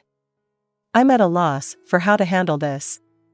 He didn't know if she had any children, but it would be awkward if the women in this village, especially the mothers, started saying things like, "Don't hang out with those twins," to their offspring. There will be children who ignore what their parents say, but there will also be children who listen to them. Ainz, brooding, gave up on finding an immediate solution to this problem. In the end, if I don't know this woman's normal disposition, no matter how many assumptions I make about the sentiments or bearing behind her actions, I won't be able to come up with an answer. She bowed and walked away from the elf tree, dropping the dish she was carrying. But, of course, Ainz lowered his head at precisely the right moment. Ainz sighed as he stared into the empty space. He never asked her. He couldn't ask her directly what was wrong with her attitude. But, even if he hadn't asked that particular question, there were other things he wanted to ask and discuss with her. But how should he put it? He hesitated because he perceived an apparent barrier between them. It wouldn't be so bad to expect that, while she may have had that attitude, the next person he meets may have a very different attitude. He had no doubt that doing so would yield better results than forcing a conversation on someone who had built a wall around themselves. That's what Ainz thought, but as he looked at the dish of food the dark elf woman had placed before him, he remembered his time as Suzuki Satoru. No. It's not too late if it's right now. Rather than letting this become a problem later, I should deal with it now. It was the same in the workplace. Rather than discovering a mistake later, the damage would be reduced if the error was immediately reported to one's superior. Because even if you thought it was a big mistake, there were times when it would not have been. However, the damage could deteriorate significantly over time. That's correct. There were a few things Ainz should discuss with the dark elves right away. Ainz rushed out of the elf tree in a panic. He immediately noticed the dark elf woman's back. She probably heard Ainz rushing out of the elf tree as she was turning around, because dark elves, and elves, for that matter, had a far better sense of hearing than humans. Was it because of the timing of his call to her? Her voice revealed that she was quite surprised. So, in terms of the welcome party, please talk to the elders about that. She responded, speaking quickly to cover it up. It was her demeanor that made you suspect she was hiding something she didn't want to say. The first thought that came to Ainz's mind was supposed to be a surprise. That was the only thing that came to mind for him. Of course, a surprise welcome party seemed strange, but it could have been a dark elf custom, so he should ignore it. Is that so? I'm not sure what they call it in this village, but I'm currently in Kayukazan of the Morning Moon. The Kayukazan of the Morning Moon, is it? Yes, have you heard of it? Of course, it was a made-up ritual and name. The words that followed betrayed his belief that she couldn't have known about it. No, that's right. That, somewhere, right. I think I've heard that word before, or maybe I haven't. What? Ainz became terrified. Could there have been a similar term in this village? It would be even worse if that were true. The worst-case scenario is that it is the name of an evil ritual. He didn't know how to avoid it. However, because the words morning moon also meant the month of a loved one's death to them, that meaning should have been passed on to her. Even if the term Kayukazan, coined by Ainz, resembled something in the dark elf vernacular, he should have plenty of excuses. Ainz knew the words morning moon by chance, not because he learned them at his company, but because it was the name of a skill in Yggdrasil. He looked it up because he was curious what it meant. Was that right? No, that's right, isn't it? We're all dark elves, aren't we? We might have some words in common, right? You'll never know if the meanings are the same unless you ask.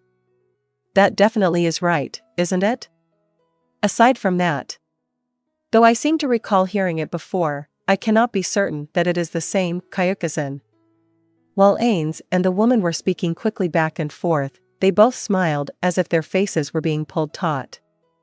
But, of course, because Ainz's face was an illusion, his expression barely changed. Because this is the month for me to pray for the peace of the dead, I'd like to avoid going to places that are too cheerful, such as a party, for the time being. Of course, because I imagine this village has its own set of rules, if you insist, I will participate. However, I would like you to disregard any food and drink you prepare for me. Isn't this the month when you pray for the peace of the dead? So you're not eating or drinking anything. I've got it. While thinking, yes, she got it. He shook his head from side to side. I'd like to discuss this with the elders, but could you please advise me on which path to take? If that is the case, I will inform the elders. What? That's so, thank you very much. So thank you for being so understanding. Ainz didn't say things like, when we were talking earlier, I got the impression that you were telling me to go tell them myself. He didn't consult with her because her suggestion was convenient for him. He was going to just take her word for it. All that remained was for him to get out of there before she changed her mind or said she wasn't going to do it after all. Ainz abruptly said goodbye to the woman, who was flustered by Ainz's sudden and forceful urging, and then walked back to the elf tree. Ainz returned to their lone dwelling and picked up the tray she had placed on the floor, relieved that she hadn't called out for him to stop. He had ignored her as hard as he could. It weighed a lot, but from Ainz's perspective, it was still quite light.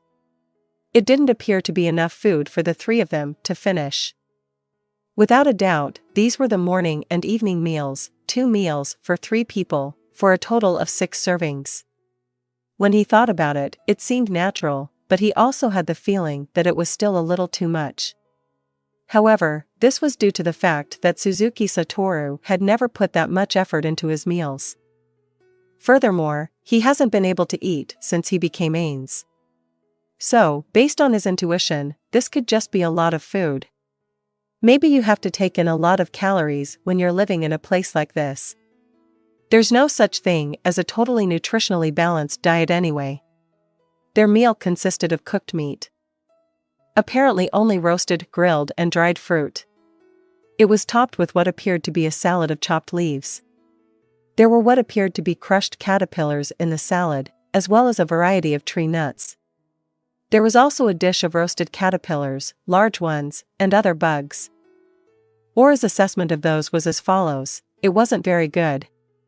Furthermore, due to the lack of variety in the flavors and ingredients, it appeared that one would quickly become bored with it. Whatever the case, it piqued Ainz's interest. What flavors would he experience in his mouth? Suzuki Satoru frequently ate barbecue-flavored insects because they were high in protein. But he'd never eaten such fatty, whole-roasted caterpillars before. Ainz placed the dish on a shelf in the room downstairs, thinking it was unfortunate that his body couldn't eat. Finally, he began to consider what he should do next. Because the Dark Elves have no concept of lunch, the children's playtime should last a while, probably. If the children were considered employees, their playtime would be limited to some extent, but many people knew Ainz had spoken to them about his desire for them to play with the twins. Given that, the adults would most likely allow the children to play full-time, at least for the time being. In other words, neither Aura nor Mare were likely to return anytime soon. In that case, Ainz decided to devote the time to his hobbies. Even if he had used Perfect Unknownable and walked, well, flown, around the village, he had never shown himself in public and strolled around. He might even learn something new. The final reason was that he had some places in mind that he wanted to visit. And, just in case, I've made some plans. Unlike the memo pad he had been looking at just a few moments before, he created a correct notebook out of thin air, from his item inventory, and made an effort to memorize the various things he had written in it. What was written in it was the recipe for a potion made with various medicinal herbs and minerals. Unfortunately, Ainz's brain could only recall 2 or 3 types of concoctions at most. However, while Ainz's brain wasn't particularly impressive, it couldn't be blamed for all of his problems. Instead, it was because the mixing process was quite detailed, as would be expected, and it was also rather difficult to memorize for someone who lacked basic knowledge of, and interest in, the production of the concoctions mentioned above. Unfortunately, Ainz's brain could only recall at most 2 or 3 types of concoctions. However, while Ainz's brain wasn't particularly impressive, it couldn't be blamed for all his problems. Instead, it was because the mixing process was quite detailed, as would be expected, and it was also rather difficult to memorize for someone who lacked basic knowledge of, and interest in, the production of the concoctions mentioned above. While it would be dangerous if one person could see through his illusion, there was no indication that such a person was present in this village. No, there would have been a massive uproar when they arrived in the village if there had been. Despite the fact that there were villagers who were curious and showed interest, no one approached him. As one would expect in such a remote village, they would keep their distance from outsiders.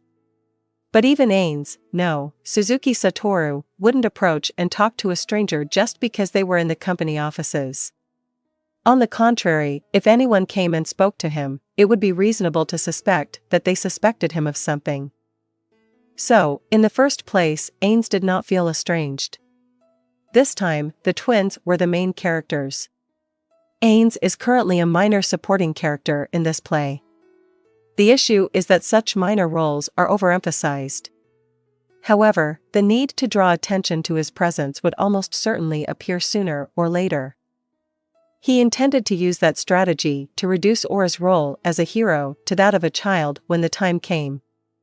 A dark elf in front of him approached him. They occasionally turned their gaze to Ainz, but it was nothing more than the kind of glance you'd give someone you were passing by. Perfect. Let's use that as part of my disguise. Through his use of Perfect Unknownable, he knew the general layout of the village, but they had established that this was the first time Aura's uncle had come here. If he walked around like he was too familiar with the place, he'd probably come across as suspicious. In that case, he could make any number of excuses. Aura, for example, had told him, and so on.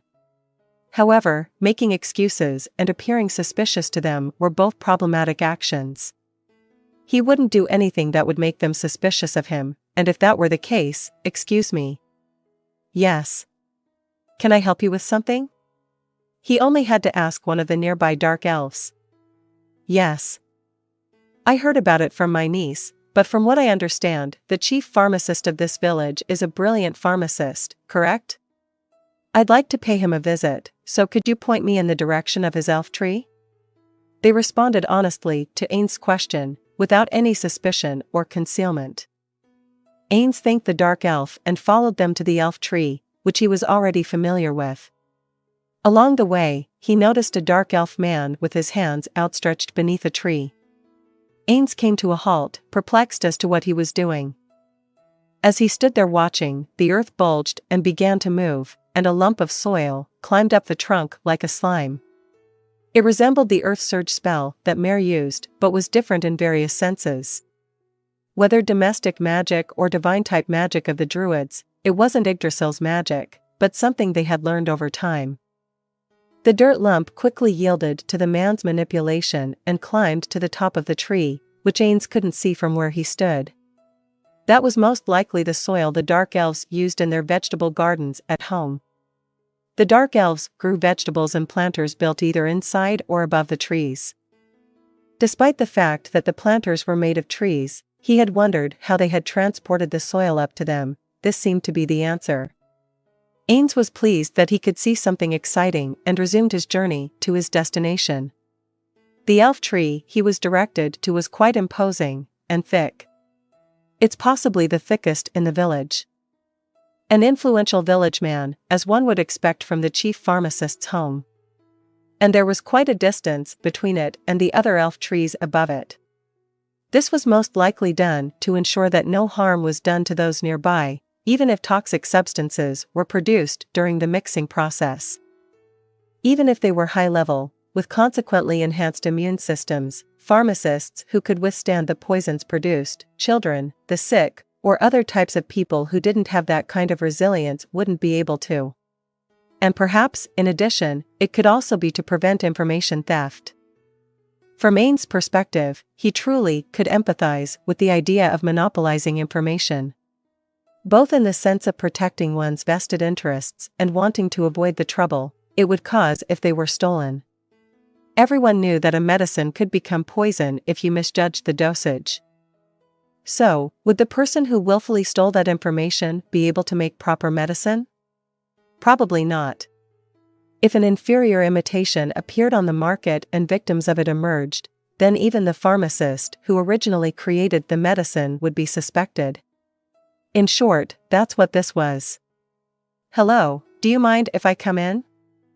Ainz called out into the interior of the elf tree. There was no reply.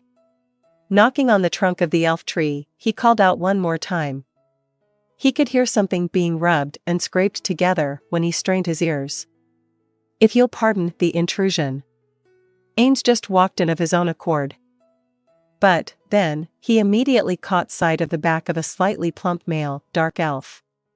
Although it could be due to a lack of exercise, this sort of physique was probably the result of having food delivered that was commensurate with having a prominent, high-status job. So, first of all, it was probably safe to assume that this wasn't an apprentice, but the master of this house, the chief pharmacist. Sitting on the floor and turned towards a low-sitting desk, the pharmacist single-mindedly rotated his arm. On the desk were a regular mortar and pestle, a druggist's mortar and pestle, and other rudimentary tools. The pots on the shelves probably had herbal medicines inside them. Herbs and plants that appeared to be medicinal hung down from the ceiling. The odor of bitter medicines and green grass mixed and flooded Ainz's nasal cavity, reminding him of Nymphyria and his grandmother's workshop. The dark elves possessed a far greater sense of hearing than humans did. Be that as it may, it would only be slightly better compared to humans, so Ainz had no way of distinguishing whether the chief pharmacist had noticed but dared to ignore him or whether he hadn't noticed him because he was so focused on his work. Ainz called out to him once more. "Excuse me. Do you have a moment?" There the chief pharmacist stopped his hand grinding for the first time and looked over his shoulder, sending Ainz a reproachful look and knitting his eyebrows. You, I see. That face-concealing cloth. If I'm not mistaken, you're that man from the same place as that girl who came here a little while ago. An arcane-type magic caster, was it? Yes, that's right. It seems that you were already well informed about me.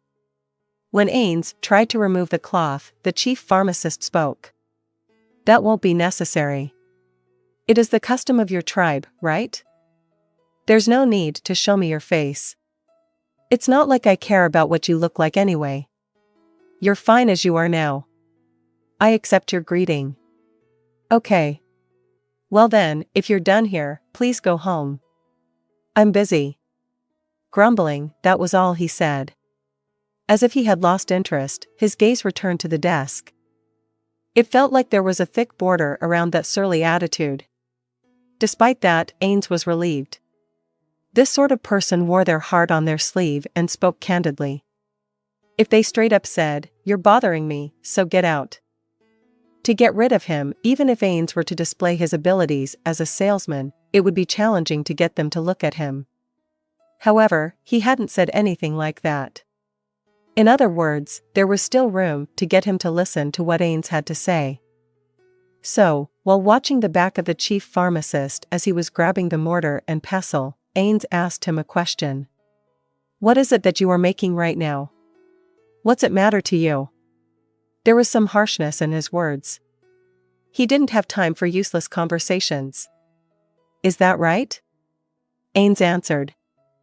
After he had let some time pass by, he then asked, First, I would like to ask you about what medicinal herbs you use to cure a bellyache in this village. Is it kine peel? Or is it candian root? The chief pharmacist's hand suddenly stopped. Just as he did a short while ago, he twisted his neck and looked over his shoulder to stare at Ainz again. Could you wait for a bit? Yes, of course. The chief pharmacist turned his back on Ainz again and began grinding again. However, even from behind, Ainz could tell that his attitude had changed a little.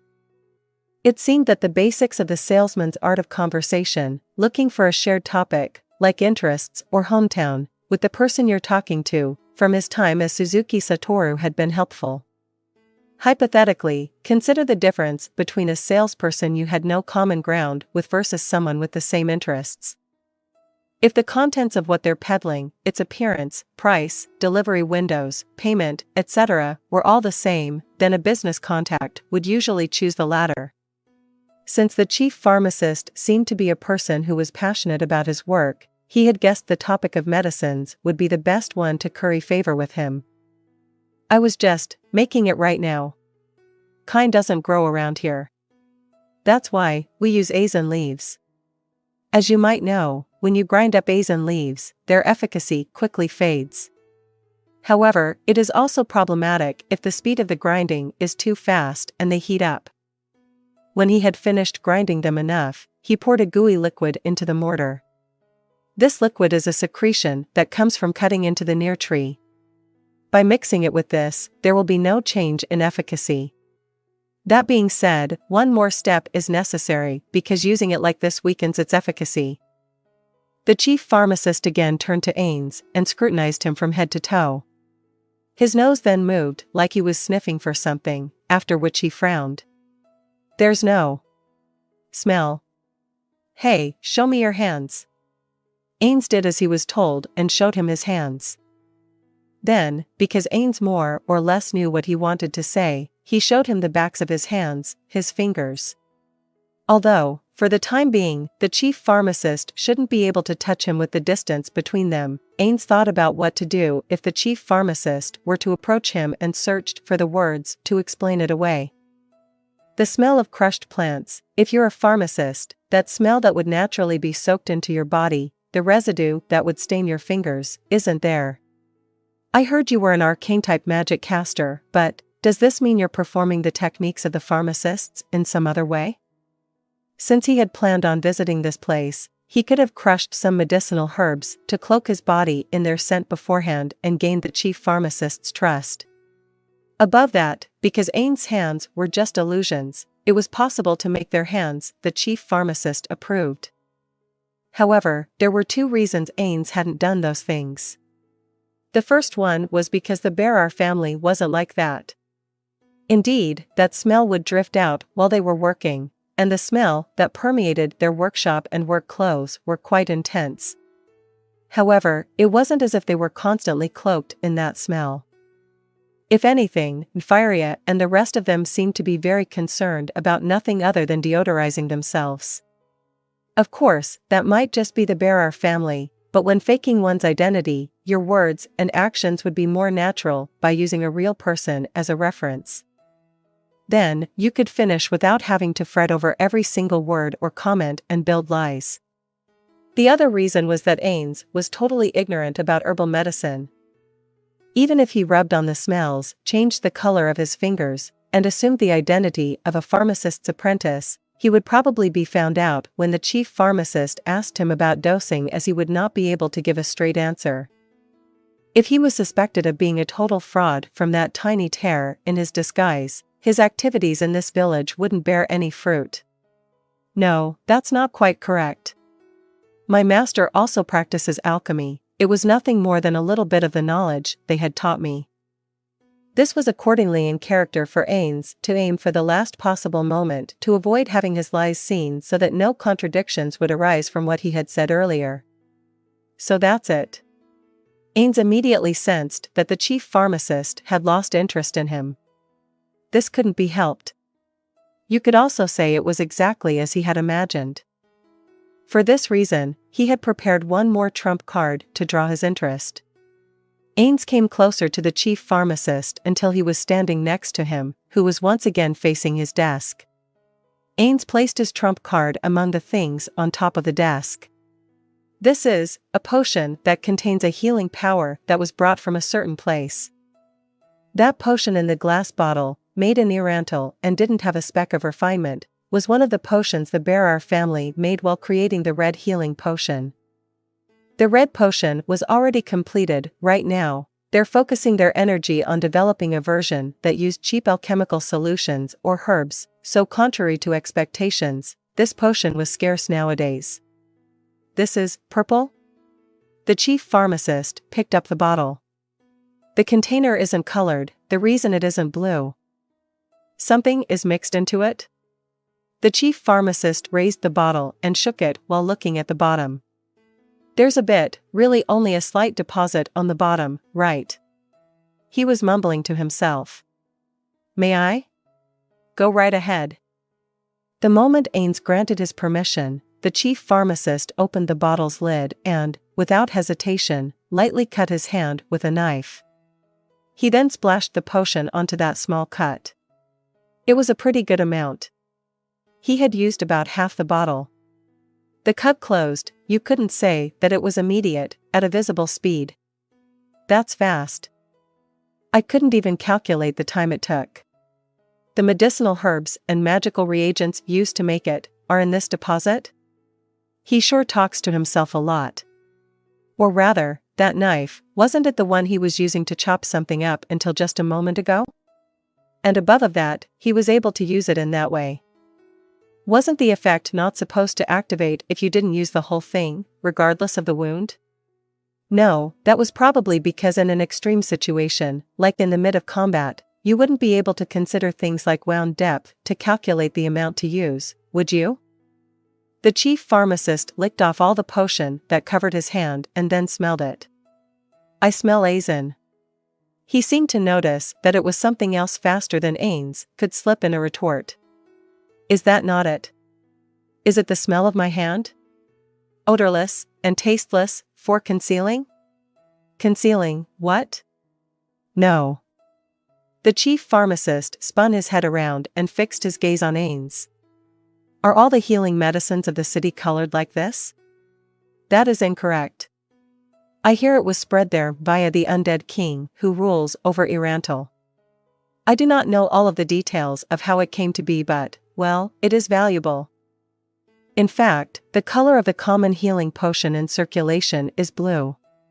The chief pharmacist heaved a heavy sigh.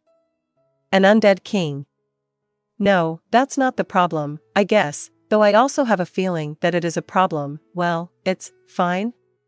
So, you wouldn't mind if I kept this? The chief pharmacist pointed at the bottle with about half its contents left. Depending on the conditions. Upon confirming that the chief pharmacist was waiting for what came next, Ainz continued, the price is information. If it's you, who has served the role of a pharmacist in this sea of trees, I believe you hold the knowledge that can only be found here. I believe things would be balanced if it were to be in exchange for that information, but, what is your answer?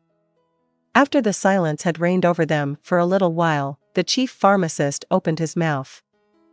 For what sort of purpose do you want to use that knowledge? If Ainz recalled the attitude of the chief pharmacist from just a little while ago, he would have a rough idea about the answer he would be pleased with. Those were probably the words, to aim for the top as a pharmacist. I want to be an even greater pharmacist than I am now. Etc. However, Ainz could not say that. It is not that I have any particular purpose in mind. So long as I can get a hold of that information, I might be able to use it in some business in the future, and my thirst for knowledge will be satisfied. Just as Ainz had predicted, the chief pharmacist looked slightly irate. That's what you want it for. As I said just a moment ago, I am an arcane-type magic caster. I pride myself on those abilities being extremely high, but my skills as an alchemist are non-existent, and my master told me that I had no talent in that field. Therefore, I do not have the least bit of intention to live as a pharmacist. However, information is another matter. Information is power and a weapon. Those who have it and those who do not are completely different. In the end, the debt of gratitude I would owe would be greater. Debt of gratitude? Yes. Since I have no intention to become a pharmacist, you should be reluctant to teach me your secrets, am I right? Without waiting for the chief pharmacist's reply, Ainz continued. If that is the case, then the only question that remains is, can you offer me information that is equal in value to the unknown healing potion, an extremely rare thing, in exchange? Thus, the difference in this trade would become a debt of gratitude. You might end up accepting information about trivial mixes or plants, you know? And then I might declare that I haven't taken on any debt. Or, can I assert that the price I paid was higher and that you are the one who will be in debt to me? Even so, I don't mind, you know? The chief pharmacist made a face that said, what? There are two demerits you receive by doing that. One is that you cannot lie to yourself. The feeling of guilt you'd get from exchanging some useless information for something really valuable would stay with you, would it not? And one more. You would be appraised as a brazen and unscrupulous person. Should there be a next time, our past association would be taken into account. And, if I were to talk about this in the city, how would the others, the pharmacists whose knowledge is greater than my own, feel about it? How would they think of you? I see. The knowledge of the savages of the frontier would be evaluated as only of that level, and the dark elves who live in this forest, and also their pharmacists, will be the targets of derision. Would I be evaluated as a pharmacist who can't even discern the value of the medicine that was handed to them? Would I be considered a pharmacist who doesn't have knowledge that could balance out the trade? Or, would I be judged to be a greedy pharmacist who can't conduct business fairly? Though you might also be praised for buying an expensive item for a lower price. Is that how pharmacists in the city think? They try not to pay the proper price for the things they are offered? Many kinds of people live in the city after all. I cannot say for certain that there are no people who are obsessed with the short-term benefits and do not have foresight. Well, those sorts of people will soon disappear thereafter because a second chance will not come their way ever again. On the contrary, it is those merchants who look after first-time customers who will be given a chance of success. As the saying goes, you must lose the fly to catch the trout. The chief pharmacist laughed in amusement. It was the first time he had smiled since Ainz got there. You really are a smooth talker, aren't you? You sure run your mouth a lot. Ainz breathed a small sigh of relief. He had thought the chief pharmacist would be a much more emotional dark elf. But, to put it bluntly, for a very average salesman, customers who put their emotions out in the open present many problems. Personality-wise, the people who prioritized their feelings over the merits and demerits of action were quite troublesome even after they were explained. Ainz remembered hearing that, in most cases, those were the sort of people who would decide on the specifications and come back to say to change them the next day. It seems that there was an opinion that if one were to be a first-rate salesman, that kind of customer would be a piece of cake to handle once they got their foot in the door. Still, for Ainz, from the perspective of an average salesman like Suzuki Satoru, they weren't someone he would want to do business with. That is the first time I have been told that.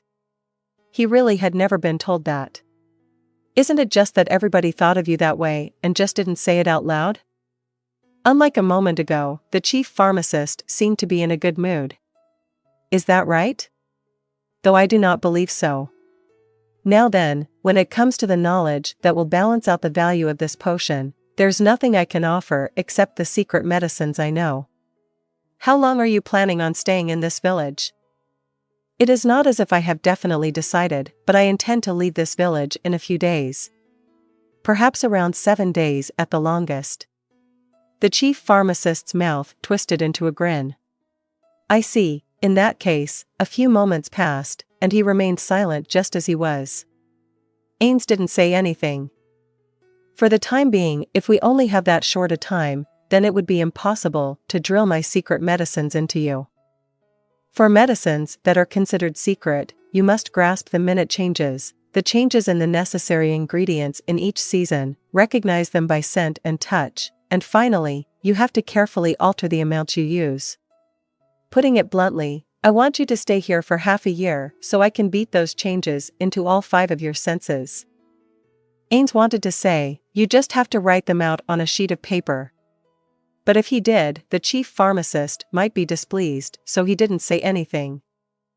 Therefore, you don't mind if it's not the secret medicines, though I don't know if they'll balance the scales out from the perspective of value, but instead, medicines that are thought of as rare. You don't mind if I taught you the processes to mix them, their prescription, and other knowledge about them? No, that will not be a problem. I shall leave it up to you. All right then, from today, let's have you stay here and I'll teach you. Since we don't really have much time. I'm gonna beat it firmly into that body of yours. What? That's a problem. That is absolutely a problem. Ainz wanted to lower the danger of discovering his illusion even slightly. Above that, his body didn't need to eat, sleep, or even use the toilet. No matter how well he acted, it was sure he would be thought of as strange, and he would be found out. My apologies, but my niece and nephew are here with me, so I must decline that request. I do not mind if you reduce the number of medicines you teach me, so would you be willing to compromise? Because I am going to record it properly. Oral, transmission only. I won't allow a single record of them. That is Ainz hemmed and hawed. He wasn't confident that he could memorize everything, even with instruction. Indeed, for Yggdrasil, the game he poured everything he had into, remembering the vast amount of information in it, wasn't the least bit difficult. However, if you asked him if he could remember information that he had no interest in, like in this situation, he would have to shake his head in the negative. In general, if one were to look at it from a boss's perspective, would you not worry if you had subordinates who only listened to what you said and didn't take any notes? The chief pharmacist probably took a different meaning from Suzuki Satoru's, a working adult who considered such things silence. He opened his mouth. It seems like you're dissatisfied. But, you know? I won't even say that I want to know the production process of your potion. I'll spare you that much. Being told not to take even a single record is a bit troubling. I do not have confidence in my own ability to remember things. Therefore, would you allow me to take just a few notes so I can remember? What the hell are you saying? The chief pharmacist said, spit flying out of his mouth. I'm gonna make your body remember. As a pharmacist's apprentice, you're receiving instruction so that you can immediately tell how much the amount of what you're holding right now weighs. It felt hard to answer with, "No, I can't do something like that." If that were the case, maybe he should lie? He held no intention of paying lip service to the idea that you mustn't tell lies. There were even times for white lies. Maybe he should say that in this case, he shouldn't tell a lie with ill intent. This is so troublesome. From the flow of the conversation, it appeared that he would become an apprentice and receive special instruction here. Still, he had come to see a pharmacist only on a slight hunch that he could obtain information if any were available. He had considered if he could obtain even a fragment of the Dark Elves' herbal medicine and find out if it was more advanced than the Sorcerer Kingdoms, potentially importing it in some way, like sending out technical intern trainees. As a part of that plan, they would bring back the technology they learned and research it in pursuit of pharmaceuticals. It wasn't as if Ainz himself wanted to beg to be instructed on the subject. Frankly speaking, he had said the price was information, but even if it were to be in the form of taking back a single bottle of a potion made here that had value and then handing that over to Nfiria, there wouldn't have been a problem, well, maybe only a little one. There was no doubt that if it were him, he could analyze it and tell what kind of medicinal herbs it was made from. Maybe the way I went about our first contact was a bit mistaken? However, that was the only way to draw out his interest. You could even say that things proceeded this well, because I had that. It's also not as if, when I think about the possibility that even the medicine we receive couldn't be analyzed, it would all be a total wash. But, now then, what should I do? What's the problem? It didn't look like Ainz would be given much time to think.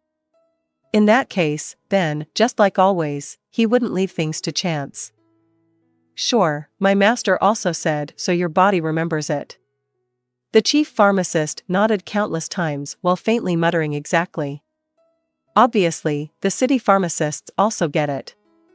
However, in the same spirit, they also said this: "Take proper notes, because you're stupid. So you don't make me say the same things over again and over again." What? The chief pharmacist's eyes went wide open, and his eyebrows then raised in concern, and he asked, "Stupid, you say?" "Yes, that is what I was told by my master." "I see. No, masters are strict with their disciples." "I don't think they were saying that seriously, you know? Look, what you were talking about just a little while ago was well reasoned, and was formed to seal off my escape routes. That definitely wasn't something someone stupid could do." I'm being consoled. It seemed that it was also the same for the Dark Elves, that they didn't know what to say when the other party themselves declared, "I'm stupid." Because the world they lived in wasn't a kind one, Ainz had thought that he would be cast away, but that didn't appear to be the case. He had complicated feelings about it, but all he could do was capitalize on this. Ainz responded, "No, I'm sure there's something wrong with me. My ability to remember things is weak." "I see." Ainz asserted it with confidence, and on top of that, the chief pharmacist had averted his gaze as if his head had been pushed to the side. They both fell silent. There was a pretty good chance that the chief pharmacist would say that there's no way he could teach things that could turn into poison if the amounts were mistaken for someone like him. However, I get it, a voice that sounded like it had accepted something suddenly leaked out of the chief pharmacist. When Ainz was wondering what he got, the chief pharmacist showed an expression akin to admiration, but only for an instant. Since it immediately returned to the expression that wouldn't change from a little while ago, it was a momentary change that could make you think it was a trick of the eye. It definitely wasn't Ainz's imagination. In his head, Ainz slightly braced himself. He didn't know what it was, but it appeared that something inside the chief pharmacist had resonated with what he had said. Ainz felt like he could see a demon he knew very well smiling behind the chief pharmacist. What the hell, did I just imagine? That would be really weird, wouldn't it? If that's how it is, then it can't be helped. 7 days at the longest, meaning there's even a possibility that you'll leave this village even earlier, right? Repeating the same explanations over again means squandering even more of our time. Make sure to burn those records when you've remembered them properly, okay? He didn't know what had caused the change in the chief pharmacist's attitude. So, while keeping his guard up, Ainz answered as he usually would. Yes, I promise. You get it, then. In accordance with your request, I will teach a rather difficult mixture. My instruction will be strict, but you won't cry about it, will you? Ainz didn't remember anything about a request, but even leaving that aside for the moment, this was the only thing he should probably say right at the start. No, please teach me gently. The chief pharmacist's mouth fell open with a pop, and then he made a face that looked like he had swallowed a bitter bug. It wasn't as if Ainz had negative opinions about strict instruction. However, between strict and gentle, he was the sort of person who would choose the latter. You got some nerve, no, but I wouldn't like it if you beat me with a heated pole or something? Your master does things like that? No, they do not do things like that, but even I wouldn't do such a thing like that, alright. I would be very happy if you did not. When Ainz shrugged his shoulders like he was joking, the chief pharmacist looked disgusted. I think I understand your personality a little bit. Though I also do feel a little sorry for your master. Come on, I'm going to teach you straight away. From here, I'm going to cite the names of several medicines and their effects. If they're ones you know, then it'll be useless. No, they can't be said to be useless? I guess it wouldn't be so bad in the sense that you'll learn about the difference in the ingredients used and more. Well, anyway, tell me which ones you want me to teach you. Thank you very much. However, before that, one question, are you alright with a verbal agreement? If he were to sign a contract or cast some spell, it might be better to just have him pretend that everything they had talked about until now didn't happen. I don't care. Trust is important, right? Who knows, maybe what you put in writing will get passed around and get carried all the way back to me. All that'll happen then is I'll scorn you. So that's the kind of people city pharmacists are, is what I'll say. I see, I understand. It's also a big loss for me if the assessment of the city pharmacists was lowered. I absolutely promise not to put them in writing and let them be distributed. Seeing off the back of the man until he was no longer in view, the chief pharmacist let out a soft laugh. How long had it been since he had last seen anyone off? It might have been the first time since he gained the status of chief pharmacist in this village. He is a surprisingly shrewd man. Are there a lot of people like him in that city place? There couldn't be. No, if that were the case, it would be a crazy story. I'd heard that the number of inhabitants in the city was greater than all of the dark elves living in this forest. That man should be counted among the upper echelons of them. If a man who thought that much was common in the city, you would have to be wary of the details so as not to be fooled, wouldn't you? The man humbled himself as a failure, but if that were true, he wouldn't run his mouth like that. It was true even more so if he considered the flow of the conversation and the information given to him. He would never go on a fool's errand. Why had he been so hung up on writing down the chief pharmacist's teachings on paper if that were so? Maybe he didn't think the chief pharmacist, who had gotten angry with that, would reject teaching him? However, the chief pharmacist hit upon the idea that he had some kind of objective because he began saying things like his memory was terrible or calling himself stupid. He could secretly write all the things he was taught on paper later. Despite that, he needed to declare he would take notes right in front of the chief pharmacist until it put him in a bad mood. In other words, I didn't get it right away, but what that man wanted to convey to me was probably two things. One was that he's not hiding anything. Of course, he couldn't trust him just like that. It might be that even as the man showed him something true, he could be hiding something else behind that truth. Unfortunately, he couldn't fully trust a man he had met for the first time today that much. And yet, for him to say, I will not cover anything up and thus lay my thoughts bare before you, held significant significance for potentially building a trusting relationship between them. And finally, the other reason he could never say out loud was probably him asking to be taught an appropriately difficult level of mixture even given his lack of time. One at the level of definitely not being able to remember no matter how many times he saw it. He, who wasn't even a specialized pharmacist, trying to learn high difficulty level mixtures was outlandish. On top of that, all of the complex mixtures utilized only precious medicinal herbs. Maybe it was because he couldn't make a direct request himself. In other words, he was a man who knew shame. However, the chief pharmacist didn't think the second meaning was really a problem. Initially, based on the conditions of the exchange of that unknown medicine, which he thought to be related to the one from legend, he had considered it okay to offer up his secret medicines. The Dark Elf's secret medicines were split into 3 major categories.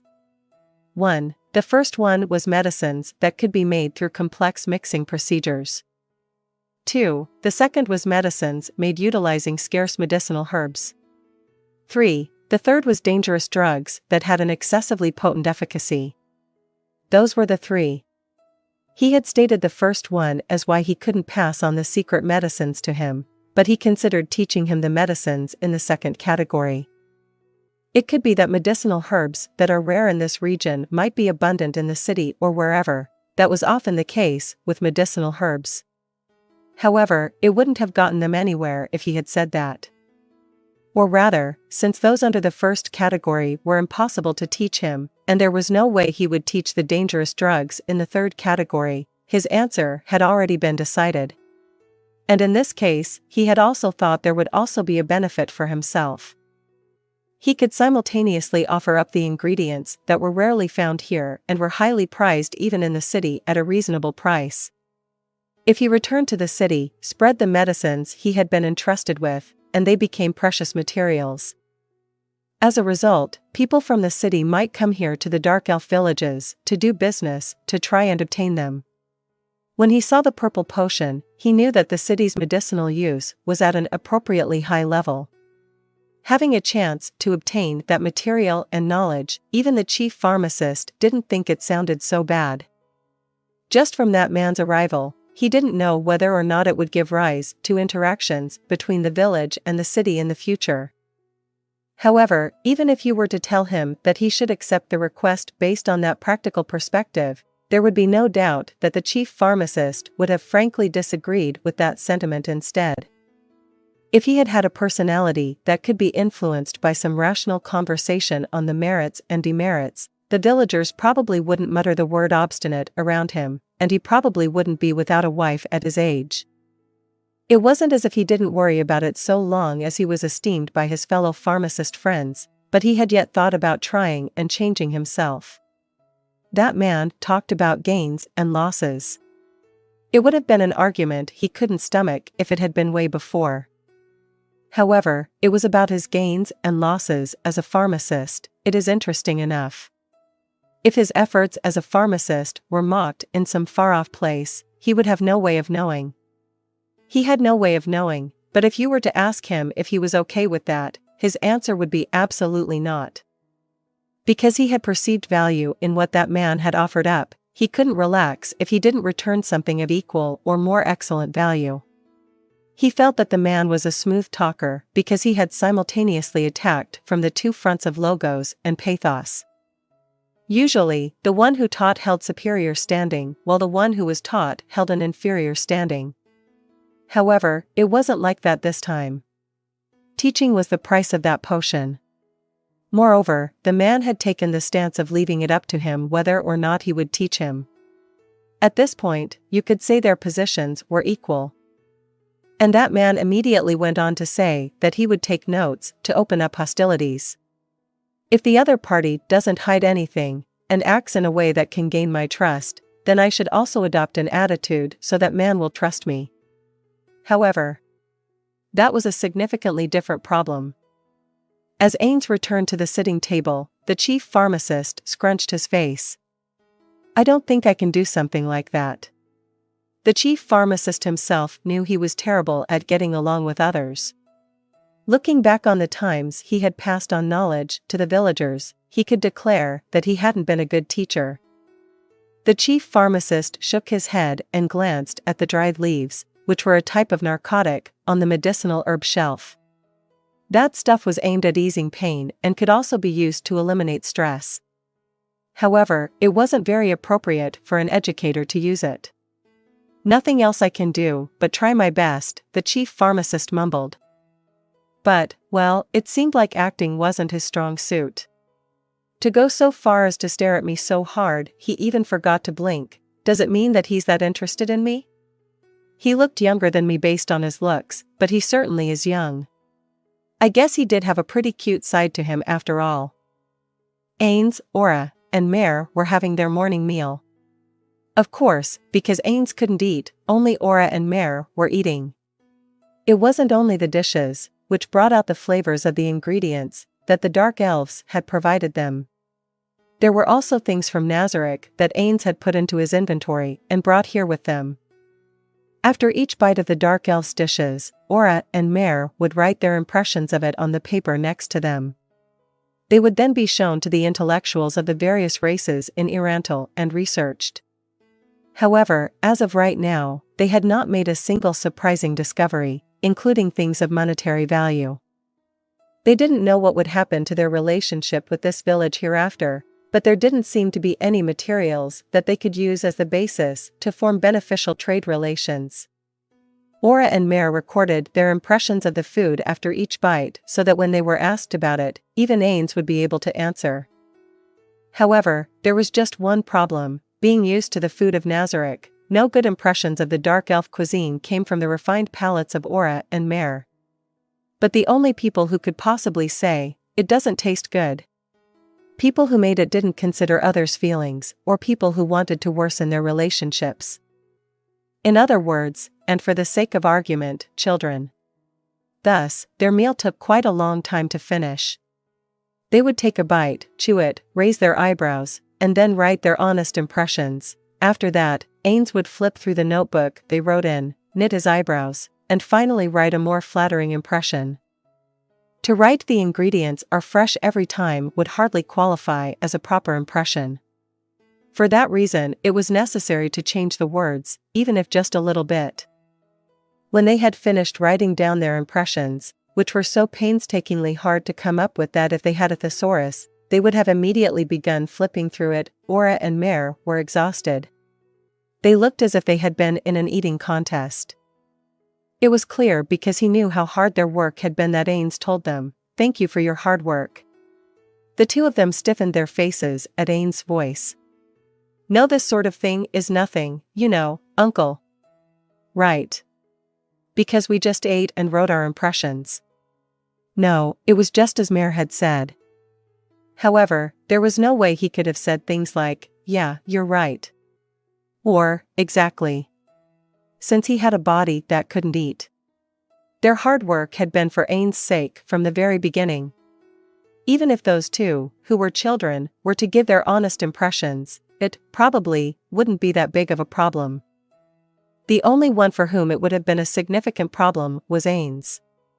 If Ainz could eat, he wouldn't have had to have them rack their brains this much. It would never be enough, no matter how many times he thanked them. Although, if he were to declare his gratitude repeatedly, the two of them would probably feel weighed down by it. That was why Ainz didn't say any more than that and asked for their impressions of the meal.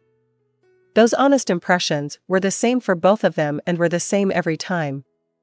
That said, he still had to know, just in case. Maybe we should have offered them some well-seasoned food from the outset and told them that we eat this kind of food. If we had, they might have tried to make the same sort of dish. They might have? While tilting her head in confusion at her own words, Aura continued.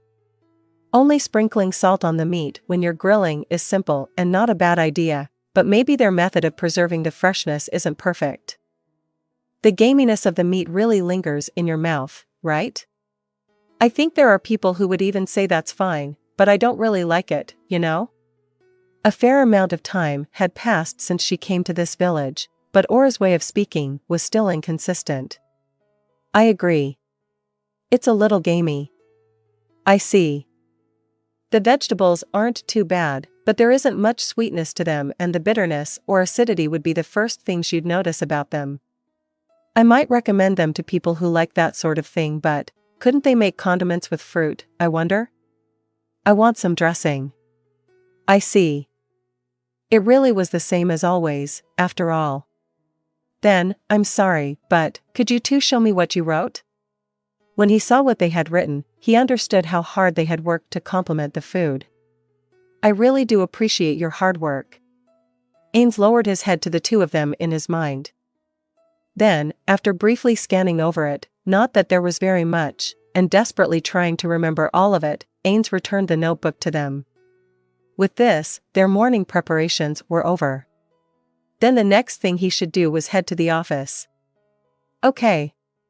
It's about time, so I'll be heading out. I think I'll also be home late today, so could you go ahead and eat without me? The two of them answered in unison. Just then, Ainz noticed that Aura looked like there was something she wanted to say. What's the matter, Aura? Is something bothering you? That's right, Uncle. You're also going to learn how to make medicine today, right? Exactly, that's right. Today, he's going to teach me how to make medicine that's a bit more difficult. I used Gate to go ask Confiria about the name of the medicine, but he said that even he didn't know it. Really, it would have been faster if we could use message, but, Ainz let out a sigh. Well, when you consider that people who are enemies of Nazarick could possibly be using it, it might be better to just leave them as they are. Is it really okay to do that? Aura's tone of voice changed, so Ainz also changed his tone to match. If this was a question she made as a floor guardian, then it was also necessary for Ainz to answer as the ruler of Nazarick. I do not know, but I have no intention of making that medicine because if the medicinal herbs it uses also exist in Yggdrasil, I will absolutely fail. It was the same with cooking. Because Ainz didn't have the required skill, he couldn't use medicinal herbs, alchemical reagents, or other things to make medicine in Yggdrasil. But, by using the technology of this world and the medicinal herbs unique to it, he could make medicine. Therefore, when receiving instructions from the pharmacist, he had first to ask what kind of medicinal herbs they were using. However, there really are a lot of mysteries. I can't use the medicinal herbs of Yggdrasil, but what would happen if they were raised in the soil of this world? Would they be judged as being particular to this world? Or would that not work? Probably the latter, I think. You're probably right. Then, what would happen if their efficacy dropped? Isn't it true that the efficacy of whatever is grown in a man-made medicinal herb field drops? According to Nfiria, the reason for not making medicinal herb fields in Irantal and other places is because of the soil, or because of insufficient nutrients. He said the effects were weak. Though it seems that is the very reason why he was conducting experiments, by making a medicinal herb field in the middle of that forest. Yes. It does seem like that is the case. It was small, but there was one in the forest. Then there were also a lot of logs with mushrooms growing on them, as well as ones with moss growing on them. I remember seeing that kind of thing when I secretly checked in on them. It really is pretty tough to secretly get close to that village.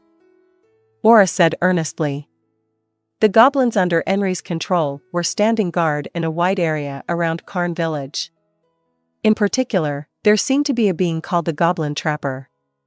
Unlike damage-type traps, the alarm-type traps set by the Goblin Trapper were more difficult to find.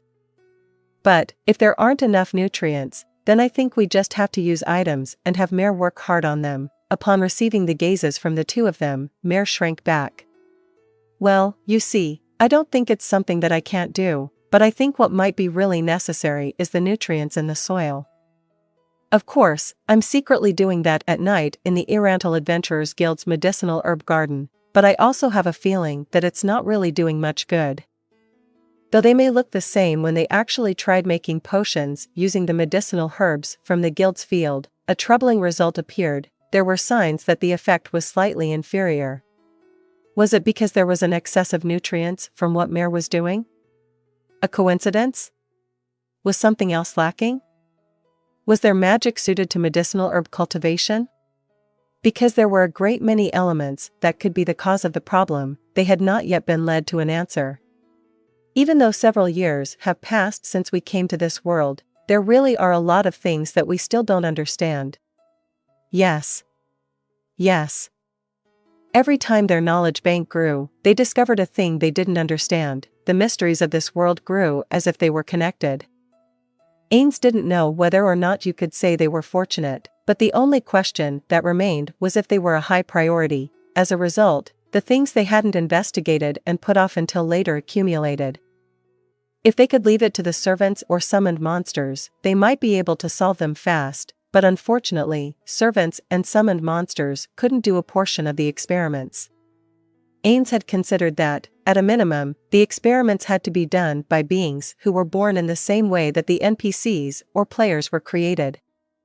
However, if that were the case, then even if Ainz, a player, and an NPC were to do the same things, there might be differences in the results.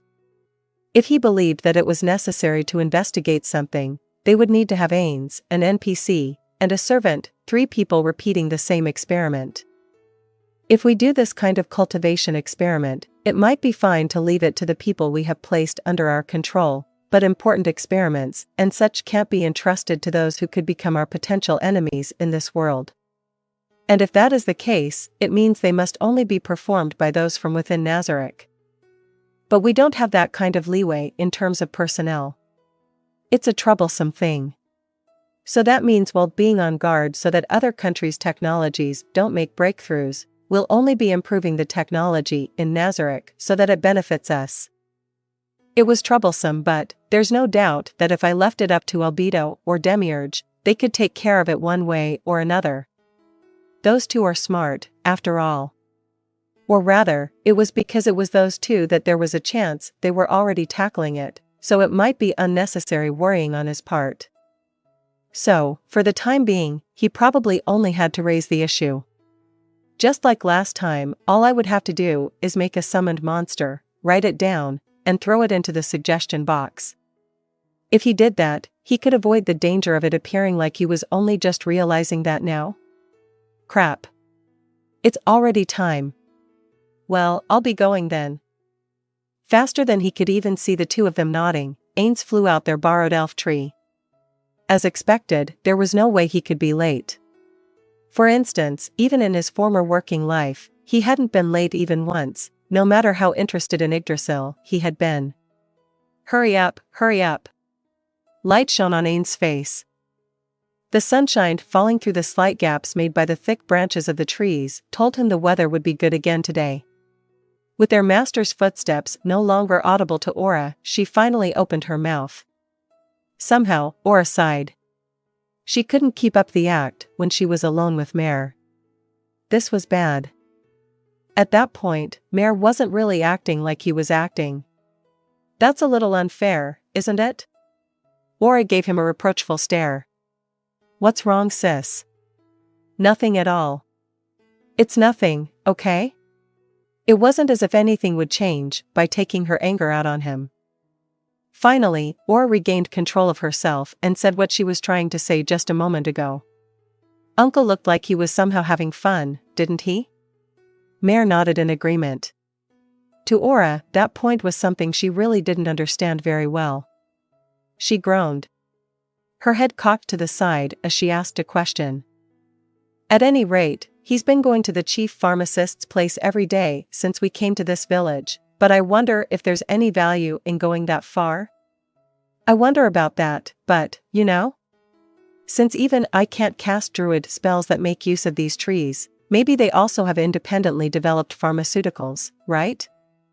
Since that brilliant uncle of ours considers it interesting, that might be it, but in this kind of countryside village that's a little unbelievable, isn't it? But, first, isn't it strictly the magic that makes use of these trees that you can't use? I wonder? If it were a different person, they might be able to use it, but I get the feeling that it's like domestic magic for me. It's probably elven magic that was independently developed in this world, but, even so, if Uncle is going there every day, there would absolutely be value in just that, right? It was a sound argument that left her at a loss for words. Well, I guess that's probably it. Aura looked up at the ceiling and returned her gaze to Mare once more. Then, I wonder why Uncle looks like he's having fun every day. It's probably that, right? I wonder if he is just having fun getting a hold of new knowledge, information. Since Uncle really values information. Now I see. Uncle's like that, isn't he? That's probably the reason why everything moves according to his plans, right? It wasn't merely just that he was brilliant. That passion for information, what you could call a thirst for it, was probably connected to his wisdom to see through it all. She remembered hearing from Demiurge that he had fixed his gaze 1,000 years ahead, but when she saw her master's attitude, she had no option but to accept that it was indeed true. A sigh of deep respect and admiration leaked from Aura's lips. As expected of the great personage who had brought together the supreme beings. For Aura, Bukubuku Chagama was the greatest of the supreme beings. Ainz came in second for her, edging out Peroroncino. Ankoro Machi Machi and Yumeko were tied at a distant fourth. The rest of the supreme beings were all whatever. In Mare's case, his top three were the same, but everyone else was equal. As expected of Uncle. And in exchange for that, Aura's face was gloomy. When it comes to us. Mare had the same gloomy look on his face. Yeah. Certain information, the information Uncle seems to be seeking out, we haven't gotten a hold of a single bit of it at all, and even so, we're doing it again, aren't we? It can't be helped now, can it? Even I really hate playing house again, but then, what else do we have if we say we want to play a different game? There's no way we could lose, and if we lost on purpose it'd be a bother if they thought we were making fun of them, wouldn't it? So for the time being, that means it'd be better for us to get along with them. The two of them were silent. As things stood, they would be playing house again. However, they didn't have the perfect excuse to refuse to play it, nor did they have an alternative idea for a game to play. If this hadn't been ordered from a supreme being, they might have said they weren't feeling well and avoided them, but they couldn't do that. For the time being, we know my abilities as a tamer don't work on dark elves, but that might be information that nobody else has confirmed until now. Seeing a bitter smile appearing on Mare's face, she continued. Incidentally, level 100 dark elves are included in that. Mare, upon remembering something, looked pretty disgusted. Under the sunshine that leaked through the gaps in the trees, Ainz was walking across a bridge that hung from a tree. From time to time, he would see a dark elf waving at him. Not only that, but the dark elf walking up to him from the opposite direction would talk to him with a smile. Heading to the chief pharmacist's place again today, Fear-san? Yes, that's right. Ainz answered smoothly. At first, this fake name hadn't felt right to him, but even though only a few days had passed, he was already completely used to it. It's embarrassing, but my lack of talent is making my temporary master take a lot of time and effort to teach me. You possess wonderful talents as an arcane-type magic caster, Fear-san. But even so, it would be even more surprising if you also had talent as a pharmacist. It's the same thing as there being no one who excels as both a ranger and a druid. Ainz had killed a magical beast, a giant hypnotism python that had approached the village, using magic once. That course of events led him to win deep respect from the dark elves of this village. And so it was with the people who came to talk to him and waved at him. In all of them, he could see the respect hidden within them. I feel better from hearing you say that. I would love to continue talking with you like this, but it is not as if I can keep my temporary master waiting, so if you would excuse me here. I am so sorry. I'm the one who should apologize for stopping you when you are in such a hurry. Exchanging, no, I'm the one who, and other social pleasantries, Ainz began walking on. Finally, he arrived at the laboratory he had frequently visited these past few days. While calling out, "I'm sorry for being late," he entered the elf tree. It wasn't as if he was actually late. Instead, in this village, individual intuition was the only way of measuring the passage of time. Because of that, aside from the hunters, they had a loose sense of time and barely ever made promises based on it. Even still, they had a rough sense of it. Therefore, it wasn't like it had been specified that Ainz must absolutely come at this time. But even so, since he had been a little later than usual, he said it as a matter of courtesy. In fact, you're not really late though? A voice called back from inside. In the familiar sight of the workroom, the chief pharmacist, with unfamiliar hand movements, slowly, ever so slowly placed the ground medicinal herbs on a dish without turning around to look at him. Ainz, taking a seat next to him, took the loaded dish and placed it on the scales. On the opposite side, some weights had been placed on the scale. Unfortunately, they didn't balance the first time, so Ainz repeated the task of changing the weights several times until they finally became even. After that, Ainz wrote down the mass of the weights on the stack of paper he had prepared. By all means, please continue. The chief pharmacist, who had been irritatedly watching Ainz place the weights, took the dish with the medicinal herbs in a rough fashion and transferred them to another vessel. He was doing it carefully, but there was no way he could get all of the ground-up medicinal herbs off of the dish. So a slight trace of the medicinal herbs and the juice from crushing them remained on the dish. Looking at that with an irritated expression on his face, the chief pharmacist tried to transfer them one more time using a spatula. If he had something like a rubber one, he might have been able to cleanly scrape them off, but unfortunately, it was a wooden spatula. He could get most of it, but some remained on the dish. This is such a pain in the ass.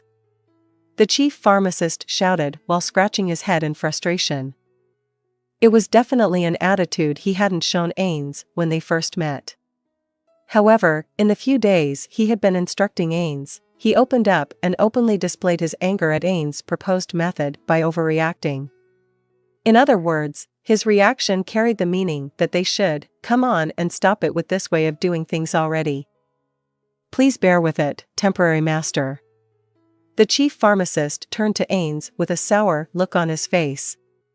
But, of course, a different emotion might have arisen in him if it were a woman or child. Yet, even if a man, a full-fledged adult member of society, had shown that kind of attitude, Ainz wouldn't have thought anything particular of it even if they were handsome, for instance. Don't make me do something that's such a pain in the ass. Temporary apprentice. No, I told you the reason before, did I not? And you agreed to it, did you not? It was not as if I forced you to do it, did I? At that time, I thought there was logic in what you were saying, since there's no way something like a giant could be in this village. However, I thought about it while I slept, and making you remember it in your head is still important after all. Why can't you just measure it properly yourself later when you've returned to the city? Maybe he was quickly losing his confidence, but the chief pharmacist's voice slowly grew quieter. Meanwhile, Ainz mentally clicked his tongue. So he noticed that, he didn't know whether the chief pharmacist's act of noticing that had been fast or slow, but he had wanted him to remain deceived. They were putting the medicinal herbs on a plate because the chief pharmacist had tried to make Ainz remember it using his hands and tongue. If it were just his hands, he could still fool him if Ainz worked hard at manipulating his illusion. However, tasting things were entirely out of the question. Even if you were told to understand the numbness when placing it on your tongue, it would be impossible no matter what for the tongueless Ainz. But there was no way he could tell that to the chief pharmacist. So, therefore, he made an excuse. Just as there are giants and other huge races in my city, there are also races like dwarves, who are smaller than us. So, I don't have confidence that the same amount of medicine would heal those kinds of people. And so, I want to accurately measure the amounts of medicinal herbs used for just one person's worth of the medicine that you are making for me, and then I could make medicine for each race while taking into account their body weight and other things. To the chief pharmacist, who specialized in treating dark elves, those would be the words that made him think that it clearly was a valid concern. Ainz also didn't see it as a total lie. However, he also understood that it wasn't the truth either. This was because, if anything, Ainz's logic was reasonable in his real world, but perhaps not so reasonable in this one. In this world, a different physical law, magic, existed. If that were the case, then things like potions, which had one foot in magic, could no doubt deviate from the common sense of the old world that Ainz knew. In fact, even a tiny amount of potion healed a giant's wounds just the same as it did for smaller races. Of course, because the maximum amount of HP differed between an average human and a frost giant, the amount of recovery would appear to be different. However, they were, in fact, the same. Of course, this was just a guess because he hadn't taken his experiments that far. Nevertheless, this was based on Ainz's knowledge of Yggdrasil, which was the closest to the laws of this world. Therefore, it didn't mean that there was no chance that the content of what he said would match. If I think about it, it might have been better for me to say that I have a taste disorder at the beginning. If he had, he wouldn't be having this trouble right now. So, if he had told that lie, he would probably have borne another burden. Even if I regret it right now, there's nothing I can do about it. Right now, I need something to deceive him with, something he'll accept, but nothing's coming to mind. So it was a failure on my part for thinking that I had deceived him well and for not thinking up additional excuses. Ainz moved the illusory face and slowly closed its eyes. Since it was just an illusion, his field of vision remained as it was, unchanged. But, since those two had told him that, your face is motionless, like you're wearing a mask. He had been intentionally closing his eyes from time to time. Because the parts of his face not concealed by the cloth were his eyes and eyebrows, the places where emotions were most visible, Ainz himself hadn't noticed that it would be a little unsettling if he focused his vision on one point and didn't move an inch from that point. Therefore, under the supervision of the twins, he practiced and practiced. Now, if he consciously did it like this, the process of changing his expression was clumsy, and he couldn't possibly do it unconsciously. He had improved his skills enough to somehow look like he had closed his eyes. How had he reacted to Ainz's silence? The chief pharmacist continued. Furthermore, doing this kind of thing that's right. Productivity drops, that's what it means. For the amount of medicine I can make in a day to decrease is a huge loss for this village. It was a sound argument. Because there were several druids in the village, though they were of a lower position, they could generally heal critical injuries. However, those who needed the pharmacist's medicines were the hunters and others who spent their time outside the village, where the druids were not. If a druid accompanied the hunters, they might be able to help them when they were injured. However, at the actual hunting grounds, a druid who wasn't good at concealment would be a burden on them. So, from the perspective of someone without much hunting knowledge like Ainz, he would consider saying, "Why don't you just create a base camp and have the druids on standby there?" But this village had its own rules. In most cases, that kind of thing was born from the results of trial and error. They had no knowledge of that practice in this sea of trees, and there was no way he could tell them that in his position as an outsider. In the first place, who can claim that there are no alterations to the medicinal herbs when placed on this dish, right? These scales and dishes were old ones used by the Berar family, who, as far as Ainz knew, were the most outstanding alchemists in this world. Therefore, even if they were using something like this, there probably shouldn't be any problems with them. But, of course, Ainz had already told him that. Moreover, he had told him that these were things he had received from his master, so there shouldn't be a problem. But even still, the chief pharmacist persisted. Did that master of yours use the same kinds of medicinal herbs? You can't assert that there have been no changes in these medicinal herbs, can you? When Ainz was asked that, he was hard-pressed to give him an answer. In fact, he would have to ask how they could have changed. So far as it goes, in regards to that, I said before that it is believed that there are no differences. You said is believed, didn't you? That's not a guarantee now, is it? In other words, not even you yourself have the conviction that it absolutely will not happen, which means you're not confident, right? Are you okay with that? Medicine can sometimes harm people. It might change into something that harms people because of the alterations caused by placing it in this dish, right? First of all, I believe that will not happen. Of course, that may be true. However, to investigate if that is true, you will need to make all the medicines and confirm it, won't you? First and foremost, when you investigate, if there was a minute change, you might not know immediately that it had been altered. Then, when a few days or weeks have passed, it might change significantly. If it were used on a person in critical condition, a life that could have been saved might change to one that cannot because of that small alteration, might it not? A sound argument yet again. Likely. While he argued against that hypothetical, Ainz didn't have any proof that could absolutely declare that he was wrong. Thus, it was impossible for him to win the argument. And adding above that, Ainz's knowledge was just a thin veneer. This was bad. He couldn't come up with a hypothetical story based on his knowledge as a pharmacist. If someone from the Berar family were here, they could probably immediately refute it. However, he couldn't back down here. Considering the possibility that he would be instructed to remember with his tongue, he really couldn't back down. If that is the case, please just do it like that, temporary master. Then, I will carry the data back to the city, and as temporary master told me to, I will make all the medicine and investigate the various effects. Faster than the chief pharmacist could get a word out, Ainz piled on his declaration. But, of course, to give an opponent a chance to counterattack was the act of a fool. Incidentally, because Ainz was a fool, he was constantly receiving his opponent's counterattack. He wondered if that was what they called friendly fire. Especially from Demiurge. The number of pharmacists in the city isn't in the ratio as it is here. If I were able to gain their cooperation, I would be able to make a large amount of medicine at once, wouldn't I?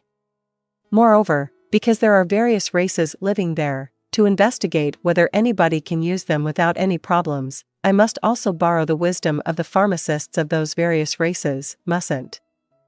The chief pharmacist looked just a little uncomfortable. The recipes of the medicines passed on to one's tribe, be they secret or otherwise, being spread to many people wouldn't be a pleasant thing, would it? Ainz agreed with that. Rather than it being about protecting a vested interest, giving knowledge to beings who might become your enemies was sheer stupidity. In fact, even Ainz didn't seriously intend to do that. That were just some appropriate words he weaved to trick him. Ainz had also been taught this by his friends.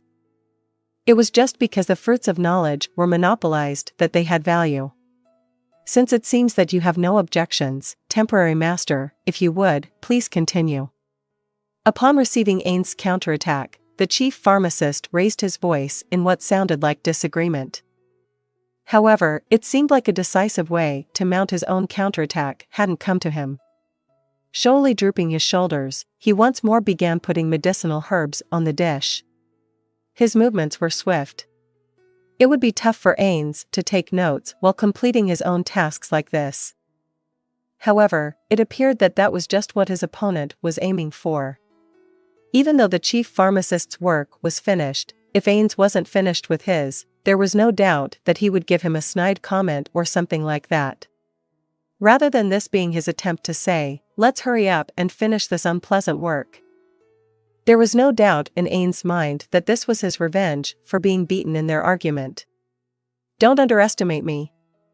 Indeed, there was probably no way he could win against the chief pharmacist, who had spent many years making medicine in terms of speed. However, he had also spent the last few days next to him repeating the same simple task repeatedly. From the very beginning, he had no intention of admitting defeat.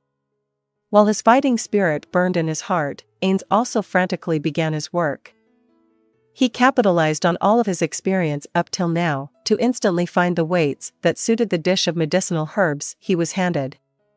If he didn't have time to take notes, then he just had to pound the information into his head. Ainz could never say that he had a keen mind, but that didn't mean his ability to remember things were non-existent. As Ainz's speed increased, the chief pharmacist moved even faster. They were both wordlessly absorbed in their tasks as if they were competing against one another. If a cool-headed third party were there, they would absolutely have thrown an equip or two. However, this is interesting. While Ainz was remembering how to make the medicine, he thought about its effects. this medicine's effect is feeble. However, if the medicine and that method are used simultaneously, perhaps they will have an unexpected synergy? To the players of Yggdrasil, using the absurdly large amount of data in the game to come up with new tactics was one of the most enjoyable things they could do. Ainz, no, Suzuki Satoru, was no exception. Using the technologies of this world to create medicines that weren't in Yggdrasil revealed the hidden possibility that they could be used in new battle tactics. Using magic items rather than magic to compensate for your weak points, no, doing that would take time. Something that can be done in a much shorter time. In practice, he would have to confirm whether or not there was any synergy between them. Even so, Ainz felt excited about acquiring a new tactic. I already have a connection. If I said something, he would probably teach me a lot more things. The reason he hadn't done so was that until now, Ainz had been spending all of his spare time studying something far more different. He had left the acquisition of the technology of this world to Titus and everyone else. Frankly, managing an organization, a state, is impossible for me. So rather than doing that, wouldn't it be better for me to be placed in a position of technological research after all? Plus, I enjoy this more. He once again thought about what he had vaguely felt since the beginning when he started learning about the medicines here. If Suzuki Satoru had an outstanding mind, Ainz didn't have one, he would have learned them both well. However, that was not the case. Despite that, he had divided his efforts into a field he wasn't good at. You could even say it had been a waste of time. Until now, I was thinking about running away from work. Nay, people have areas where they're best suited to. When I return to Nazareth, I'll try requesting a department transfer from Albedo. But, wouldn't that be a betrayal of the NPC's faith in me? As the guild leader and the person who dubbed himself Ainz Ooal Gown, is that the right thing to do? I wonder what everyone would say. At the sudden halt of the chief pharmacist's hands movement, their contest and Ainz's thoughts abruptly ended. The chief pharmacist turned around, towards the entrance. Ainz looked as though a smile of victory was about to emerge on his face, but he immediately amended that and looked in the same direction. It wasn't as if anybody was there. In that case, he tried pricking up his ears. It felt like something was happening far away. However, there were signs that this noise wasn't from an emergency, like a monster attacking the village or someone being wounded. You guys were the last ones coming from the city, right? Yes. I haven't heard that anyone except us was coming. Could it be? Yeah, that's right. When someone comes to this village, it's like this, I guess. They're also an outsider. There wouldn't be this kind of reaction if it were one of the dark elves from around here, assuming that maybe an elf came? Or maybe it was someone from Nazareth? No. Ainz thought. If they wanted to contact Ainz, they had message and other methods. It was hard to believe that someone from Nazareth had come. However, if the other party were an elf, then only one sort of comes to mind. Could it be a peddler? It might be, though I also have a feeling it's something a little different. Well, it probably doesn't have anything to do with us. If something did happen, someone should be coming right away. The chief pharmacist answered as if trying to persuade himself that it was true and turned back to the desk again. More importantly, let's continue our work. You may have also been taught this by your master, but when mixing, there are kinds of medicines for which efficacy can deteriorate along with the passage of time. Their work was progressing much more slowly than it had been just a little while ago, but they would soon be forced to interrupt it. One of the dark elves from the village rushed in, completely out of breath. Mango. The voice of the dark elf who had suddenly entered lost its vigor when he caught sight of Ainz. Fiersan. Pardon me for interrupting your work. There weren't any villagers who didn't know Ainz had been hanging around the chief pharmacist's house to seek his instruction. Yet, something had happened, and he seemed to have forgotten that due to his impatience. So, there's an apology for my temporary apprentice, but not one for me. What the hell is this? The chief pharmacist mumbled, but he probably wasn't serious about it. His face looked dissatisfied, but in some ways, it also looked like a naughty child's. "I'm sorry, Mango-san. Sorry for bothering you." Mango Gilena, that was the chief pharmacist's name. The dark elf who had apologized to him kept glancing over at Ainz. It seemed like he wasn't going to broach the subject. "If this is something that would be bad for me to hear, then how about I step outside?" "No, it's really nothing like that. But, you see, Mango-san. An elf came to the village just a little while ago, and they said that the country of humans outside of the forest is attacking close by." He glanced over at Ainz once more when he had said that much. "I see, if that is the case, it doesn't mean that the country I live in is the one that attacked. I think it is probably a country called the Theocracy, a country near my own. I have heard stories about them attacking the elven country before." An expression of relief appeared on the dark elf's face. "And the elf came to tell us to be sure to send troops from this village. That elf must also inform the other villages, and has already left the village, but it seems like the elders want to have a meeting about what we should do from here. So the elves have asked us to send troops from this village. The elves have already left the village to send word to the other villages, but the elders want to hold a meeting to decide what to do." Quite a few dark elves had gathered in the square.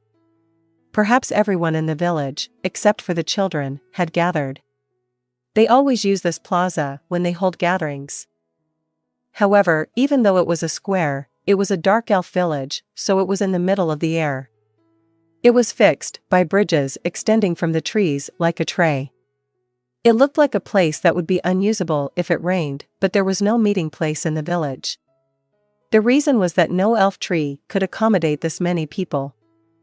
Maybe when there were fewer people, they did it in an elf tree somewhere instead of here, but it was probably not the right time to ask. Ainz was present at the gathering as an advisor. To be frank, he would like to avoid such a role. He would like to refrain from such a responsible position at all costs. Who would be happy to be paid as an advisor when they don't even get paid for it? The most gratifying thing would be to participate as an observer, but the other party wanted him to participate as an advisor. Ainz was intrigued by the content of the meeting, and after much hesitation and deliberation, he reluctantly nodded. The first thing that intrigued him was the outcome. Not knowing what conclusions were reached makes a big difference. Next, who was in favor and who was opposed? And what kind of atmosphere was created during the discussions? Finally, he wanted to know what he couldn't understand just by reading these minutes and listening to what was said. Even if some conclusion was reached here as the village's consensus, some may be dissatisfied or not convinced. They had not decided what to do with this village in the future, but it was not a bad idea to take a direction to dispose of those who bring disadvantages to Nazarick and to incorporate them as individuals if they bring benefits. Albedo and Demiurge may be able to notice them without participating, but it was still difficult for average Joe like Ainz to do so without participating. While looking at the gathered dark elves, Ainz suddenly remembered Ainz Ooal Gown. Even if it was a virtual world where faces did not move, he could feel the atmosphere during the meeting. But that didn't matter. In those gatherings where decisions were made by majority vote, the ability to read the situation was not that important. However, that would not be the case here. Surprisingly, this position may be entertaining. You don't have to take responsibility if you leave in the middle of a meeting and give up your voting rights, and besides, it's not every day you get the experience of participating in an actual meeting with some rights. To be clear, Ainz does not have a clear idea of a meeting. He had attended meetings, of course. Satoru Suzuki was an employee. It would be rare for a company to have no meetings at all. However, his vote would have been worthless even if he had attended the meeting. It was only a place of superiors and subordinates, so it was only natural. So, he was just there. What about after coming to this world? The meetings at the Great Tomb of Nazarick are hell for Ainz.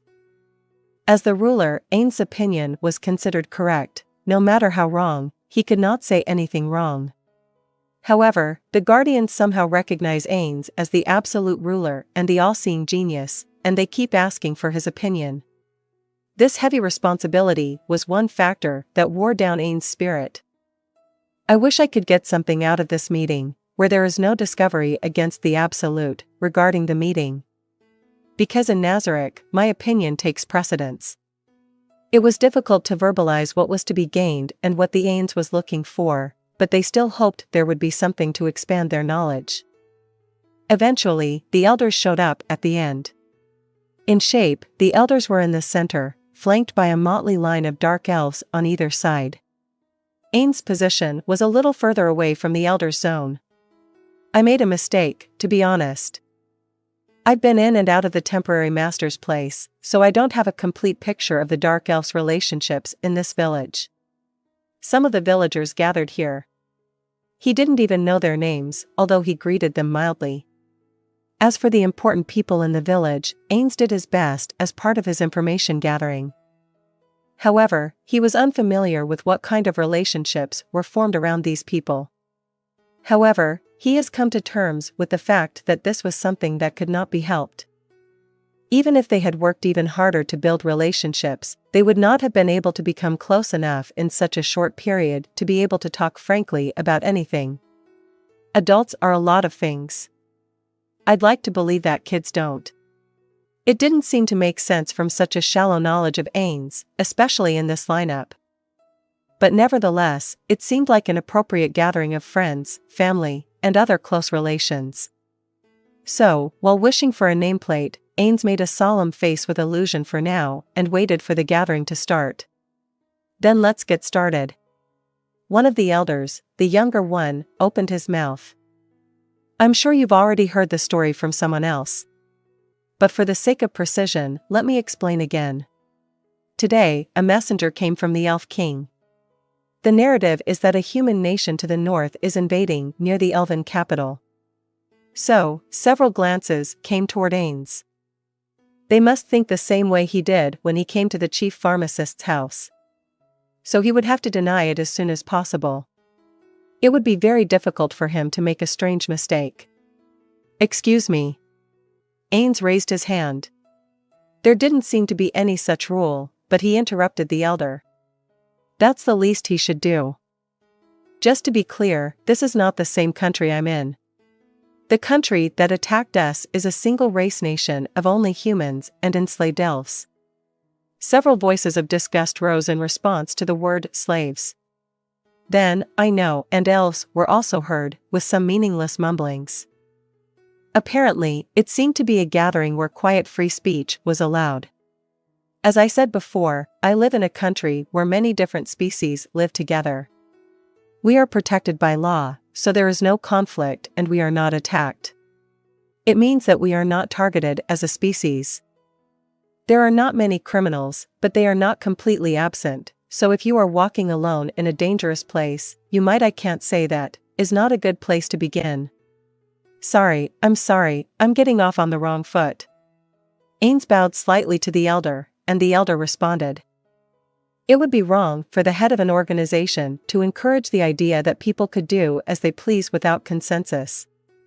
If people could disobey a guild decision because they didn't like it or disagree with it, then there was no point in having a guild organization. In the first place, it was only when they were united that they gained strength. If they were dispersed, they were a good target for personal attacks. However, Ainz did not talk about such things. Under the circumstances, it was not good for outsiders to impose their opinion that theirs was the right one. How would you feel if you were in the opposite position and were given an opinion by an outsider? And perhaps it was because self-judgment was essential when living in such a dangerous place as the Great Sea of Trees. Even after living in this village for a week, he understood that the Dark Elves had a stronger sense of self-responsibility than humans. When he thought about it, it would be more problematic if their way of thinking, cultivated over decades and centuries of living, was to be changed by the opinion of a single Gentile. First, wouldn't it be more beneficial to Nazarick if the Dark Elves were dispersed? That's why he, who knows the outside world, has joined us. suddenly asked to speak. Ainz nodded lightly in agreement, though inwardly flustered. I don't know if I can be of any help, but I will try to keep my wits about me as best I can. Amidst the exclamations of "Oh," one of the dark elves posed a question. So what do the elders think? There is no such thing as an army in this village. Are you going to send someone? We're all for it, said the elder. Indeed, we have not heard of any dark elf villages being attacked yet, but that may just mean that we have not been attacked so far. As everyone certainly knows, our village is located on the outskirts of the elves' country, the southeastern outskirts, so if they are attacking us sequentially, we would be the last to go, right? After they destroy the elves, we, the dark elves, will not be safe. Then we should work together to drive them back. That is my question, elders. Just because the elves are under attack does not mean that the dark elves will be attacked as well, does it? Indeed it does. Ainz, according to Nazarik's research, there was no evidence that dark elves were sold into slavery. On the contrary, if we enter the war on the side of the elves, that human nation might consider the dark elves as enemies as well. First of all, can we win a battle against a human nation? The air shook with a rustle. It was a natural question. The opponent has attacked as far as the elven capital. A significant reversal from this point would be difficult. The odds of winning were low if you think about it. I agree with the elder's opinion. One of the dark elves said uncomfortably. Melon. Once when we fled to this forest, the elves accepted us. Are you saying you have no intention of returning that favor? The dark elf who posed the earlier question, called Melon, replied hurriedly. No, that's not what I'm talking about. Fighting or not fighting isn't everything, is it? For example, why don't we just invite the elves to run away? This forest is still very large. I don't know what kind of creatures humans are, but I doubt they are any more adept at forest life than we are. If we run away, they may not come after us. When push comes to shove, we could always move to a distant forest, and why are the humans attacking the elves? Isn't it even possible that the elves attacked them first? In that case, they got what they deserved. It was the chief pharmacist who blurted out. His voice was small, but it rang loud enough to be heard by all. Indeed, why are the elves and the human nations fighting? Do humans live in these forests too? The elder looked at Ainz as if begging for help. No, I'm sorry, but I don't know the reason for the war. Rather, I even learned for the first time that the human nation has invaded here. However, the human nations are outside the Great Sea of Trees. I don't think it is a competition for survival.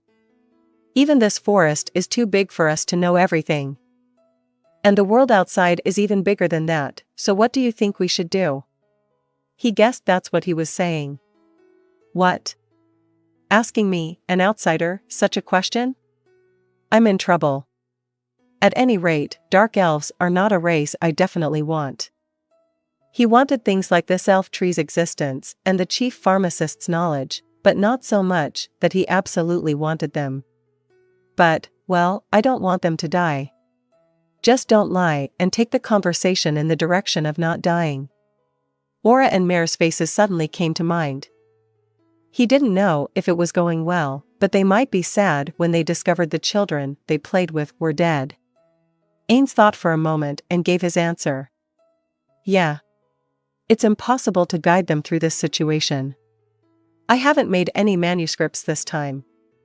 He didn't want to rush into a strategy full of holes and make it a disaster. Then he should be honest and say what he thinks. First of all, if you owe me a favor, it would be the worst thing you could do to betray it. If the next time there is a problem, if people think that dark elves are an untrustworthy race, I don't think anyone will be able to help us. The elders nodded. On the other hand, it's not the elves' idea of assurance that we can win, it's the assurance that you all can win after calmly gathering information, okay? If you don't have this, it would be nothing short of reckless to go into battle with all of you. The young people nodded, so, I would choose one way or the other. A curious look came to everyone's face. Then, feeling everyone's eyes on him, Ainz recalled his strategy in the Interguild War during the Yggdrasil era when he joined both bases and stood to benefit no matter which side won. There had been a more gruesome strategy in a similar situation, but that was a strategy that could be done because of the position Ainz and the others were in at the time, and it would be impossible for the Dark Elves. First, send a few reinforcements per village. These people will probably die in battle. But we will still send them. It is obvious that the elves will complain about the small number of reinforcements, but if we say that we could only send this many people considering the protection of the village, even the elves will not be able to say more. In the end, they sent reinforcements. Meanwhile, the rest of us will evacuate from here. As Ainz finished his explanation, people came from all over the place. I see. At the same time, some said, isn't that a bit unfair? However, many people saw it favorably. You are the Dark Elves of the city. We were not that wise. The elder's words caused the face made by illusion to change into a wry smile. I don't feel like I'm being praised too much. However, it was clear that the elder did not mean it sarcastically or ironically. Then again, maybe it's because they're not as quick to come up with ideas that even I can come up with, but the lizard men did the same thing. It's not because I live in a city, it's simply because I'm a cheater. No, it's not. Cutting off some and helping others is a common practice in vegetable gardens and the like. The chief pharmacist raised his voice, and he could see the surprised looks on the faces of several of them. He guessed he doesn't speak up about these things very often. Or maybe they don't even participate. Thank you, temporary master. So I forgot to mention something important. Please remember this. After getting everyone's full attention, Ainz continues. This is just my proposal. It is only one opinion. It's up to all of you who are facing the problem to decide. It is all of you who bear the responsibility that arises from it. This one thing absolutely must be said. It should be said even if it was a reminder. They couldn't let the blame be shifted to him because Ainz suggested it. Some of the chosen Dark Elves would undoubtedly die. No, it would be better for them to die so that they would have an excuse against the elves. If that happened, the grieving families of the dead Dark Elves might resent Ainz. So he had to let them make their own choice. To say, this is your decision. It won't go over well with those who hold grudges, but you don't need to build friendships with them. And it's impossible to get everyone on our side, as Punito Mosan said. However, if the parents of the children Aura and Mare played with were sent, would it cause a little trouble? Of course, but it would be more of a problem if I were to interfere there. Although, I'll check back later, just in case, it's difficult given the time frame. If this was something that would be of great benefit to Nazarick, of course not. They would speak up, loan out items that could be recovered, and try to help them survive. However, there were not that many Dark Elves. They were unwilling to make that much effort because they were unwilling to lose. Besides, as one of the ideas, he would like to suggest surrendering to the legal side, but Ainz's mouth couldn't say it. Well, he had no idea whether surrendering would save their life or not, and it was not necessarily an excellent result to follow.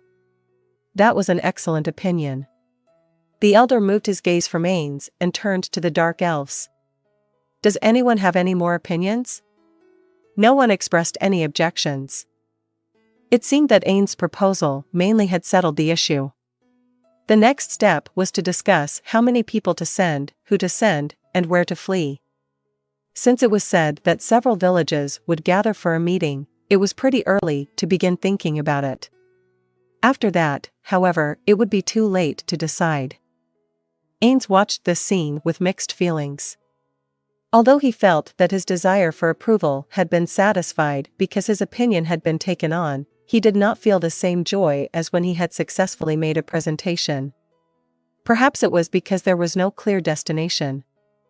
He was not going to lead in a way that would benefit Nazarick, but only to be held accountable for what he said.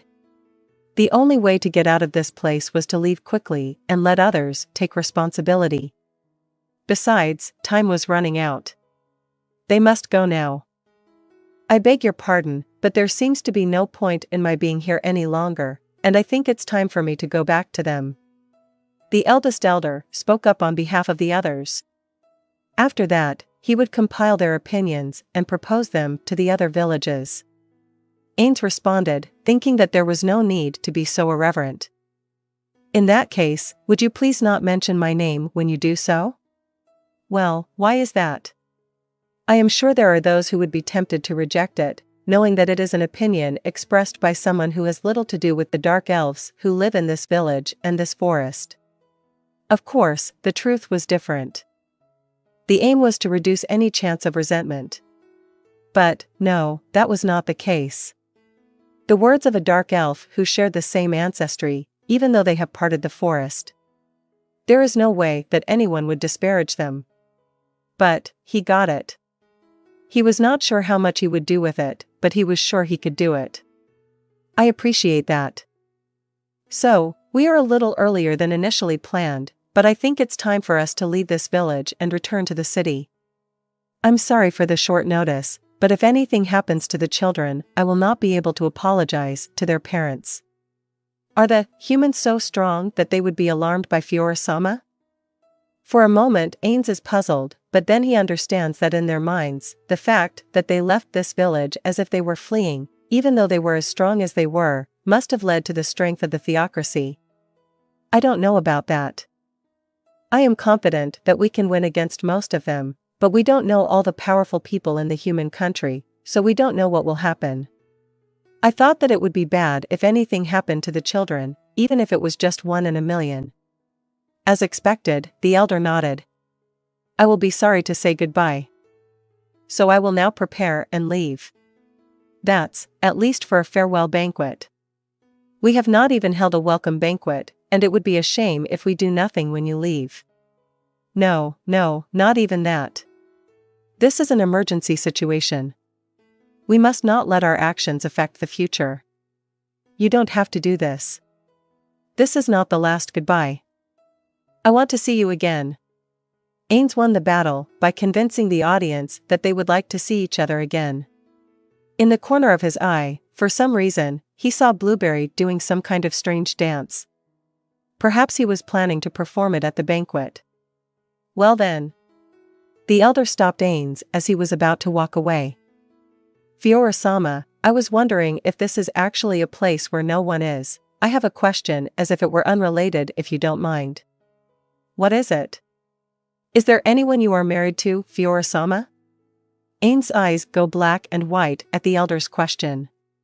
And, if not, would you be willing to marry someone from this village? Looking around lightly, no dark elves expressed negative feelings. On the contrary, there was a hint of terminology in the eyes of the female dark elves.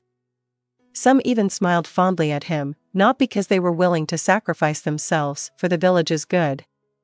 Ainz did not know much about women. On the contrary, he did not know them at all. But even so, he was convinced that the smiles on the women's faces were not contrived. No, I'll refrain. Well, as a matter of fact, there are a good number of women who have taken a liking to me. It's quite a problem. Upset by the attack from an unexpected direction, his language was somewhat disorganized. However, the elder did not seem particularly concerned. I'm sure you do. I'm sure many ladies would be favored by a gentleman of your superior strength. It seems that the level of attractiveness depends on one's fighting ability, just as in human society. No, looking at the ladies, this may be more the case in places like this, where there were dangers around. However, the women seem to have been convinced by his excuse. He should say this at the end. This is the last from me, but if you all want to abandon this village and flee towards the city where I am located, I will not hesitate to support you. Please don't hesitate to tell me if you do. I would like to come back to this village again, although it may be several months later. If you conclude such as abandoning this village by then, I would appreciate it if you could bury a map or something with your whereabouts in front of the tree I borrowed. I hope that will not happen, but if it does, please let me know. The elders bowed their heads, and all the dark elves present bowed their heads in response. Ainz saw everyone raise their heads. Well then, I will take my leave. He then looked around at everyone and bowed. Then, he sent a final, profound, and very polite thank you to the chief pharmacist. Ainz then walks away. Without being stopped, which, of course, he knew was not going to happen, Ainz walked to where his gaze was broken. There, he saw Aura and Mare. No longer acting as uncles. Instead, the attitude of the hierarchical guardian was becoming visible in both of them. Moreover, Aura quickly rolled her eyes over Ainz's entire body as if she were on the lookout. Ainz-sama. I'm glad you are safe. The first thing to do is to make sure that you have a good understanding of what is going on in your life. Before Ainz-sama came towards us for the last time, an unusual presence arose. It was as if a hunter was grabbing arrows. He could only think of one thing. Yeah, because I was approached with a bit of troublesome business. Maybe that's what the ladies directed at me in that case. However, it's okay. I've said it properly. Really? There was still a little bit of that kind of feeling when Ainz-sama started walking toward us, but, no, it even seemed stronger. Ainz frowned. In Ainz's eyes, the women looked convinced. But was that really the case? He just couldn't come up with an idea of how to do this. Besides, they were going home now. So there would be no better way to deal with it. Normally I should ask this way first, but is anyone paying attention to this way now? It's okay. No problem.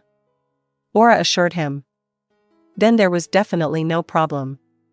No, knowing that that's why Aura came face to face with him and asked him the first question. So I guess it was okay, but did you hear what we were talking about? Yes, Ainz-sama. The contents have already been explained to Mare. It was better to go back to the rented house and talk about it than to talk about it here. However, the two of them might have noticed something they had overlooked at Ainz. Depending on that, it might be a little embarrassing, but it might be better to go back to that place again and join the meeting. If that were to happen, they would lose a lot of time if they had to return to the house. For that reason, he needed to speak here, knowing the risks. Then did you have any thoughts on that story? Tell me frankly what you think of it. They looked at each other. There was nothing in particular that bothered me. I think Ainz-sama's proposal was perfect, yes. I heard from Sis, and I also think so. Are you maybe unaware that the parents of the children they play with are being sent off to die on the battlefield? Or are you aware of that but can't object because it's my suggestion? He looked at their expressions. I don't know, but I'd better make sure it's correct, right? If it was the former, it might make these two sad, or it might tie up the friendship that had been made. So he thought they should ask a little more here. Maybe the parents of the kids the two of them played with would be sent away. Then they looked at each other curiously and then back at Ainz again. Finally, it was Aura who opened her mouth on behalf of the others. Yes, that's right. What about it? She looked genuinely curious. Is there something amiss? No, it's nothing. He couldn't ask him why she could look like that. He just wondered, he guessed friendship never happened. Or, I wonder if these two are putting Nazarick first, just like my friends put real life first. If so, what is the right thing to do? As Ainz was lost, Aura puts her hand behind her ear and motioned to listen carefully to distant sounds. Something important must have been discussed over there. Ainz and Mare were silent so as not to disturb Aura. Ainz-sama. It seems that there is some conversation about Ainz-sama over there. Can you tell us what they are talking about? Yes. They're talking about something like this. Aura changed her tone of voice somewhat, but not too much.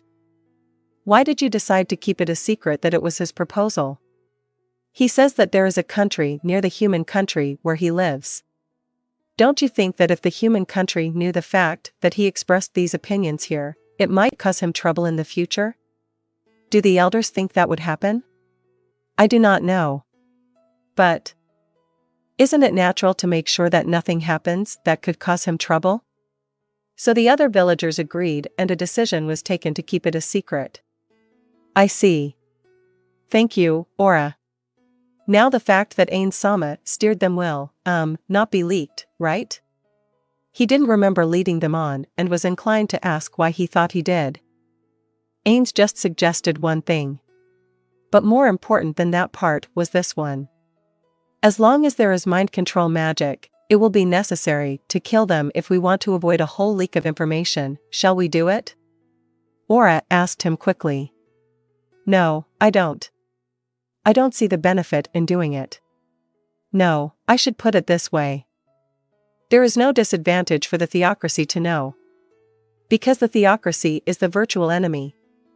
It's not that we want to deepen our friendship, it's just that we support the enemy of our enemy. No, that's exactly the advantage. I'm a name for a false appearance. I can get theocracy to waste their effort on something that's not worth it. Ainz stole a glance at the twins' attitude there. But, too bad. I would have profited more if the theocracy had attacked this village directly. After the twins looked at each other and wondered, Mare posed the question. Ainz, why didn't you let them attack this village? Well, let's see, why didn't you just kill the soldiers of the theocracy while wearing the disguise of a dark elf and drag them straight over here? That's right. Nazarik's profit would have been greater that way. Even Ainz knew that and could have done it without difficulty with the application of MPK. The reason why he did not do so, despite that, was because I didn't want to do it. Life in this village was surprisingly pleasing. He did not want to set fire to such a village with his own hands. This was a very natural feeling. No one wanted to do something they didn't like. However, that was absolutely unacceptable for the ruler of the Great Tomb of Nazarik. The head of an organization should put the interests of the organization first. Nevertheless, he put his own feelings first. In a sense, this may be disloyalty against Nazarik. I guess I was the one who was having the most fun, saying that I was making friends for both of them, etc. It would not be good if he didn't take precautions to prevent such a thing from happening in the future. Ainz must think and act in the best interest of the Great Tomb of Nazarik. That was his mission as the only remaining guild leader and the role of the NPC master. Ainz swore to himself that he would do so and wondered what he should say to Mare's question. He should honestly apologize for his own naivete here. Yes, that's right. I've been thinking about that too. If it was in Nazarik's best interest, I should have done so. But I was naive not to do so despite that. It was not right as the ruler of Nazarik. I will make sure that this will never happen again. Those twins looked perplexed. No. That's not true. Yes, it is. Everything that Ainz does is right. Around the time he heard their comforting words, Ainz and the others arrived at the rented elf tree. Once they retrieved the items they had left here, they would be ready to move out. Since they had little luggage to begin with, that was soon done, and they went outside with their belongings. Then Aura looked up. Ainz followed her gaze and saw the chief pharmacist running toward them. Soon he arrived in front of Ainz and the others. The chief pharmacist was slightly out of breath. He was considered at a high level there because of his high ability as a healer, but his physical parameters were low. It was not clear what profession he was taking, but it was probably because he had the same ability level as a magic caster. It did not look as if he had brought souvenirs with him. They must have come directly from the meeting place. Did they come to say goodbye? How can I help you? I'm sorry, I couldn't be there to say goodbye to you in person. No, I thought I would give a final gift to my temporary apprentice. Some of the women are going with you to the city. I saw them rushing back to their homes. If you don't have the heart for it, you'd better leave this village in a hurry. That's not what I'm talking about, okay? I'm sure they don't intend to be parasites on you, but they are planning to gradually close the distance between you and them by jumping into an unknown place and begging for your assistance, the only one they can count on. By the way, we believe that there is nothing wrong with polygamy and polyandry if you can live with it, and we all think that it would not be a bad idea for the divided tribes to become one again with you as a friend.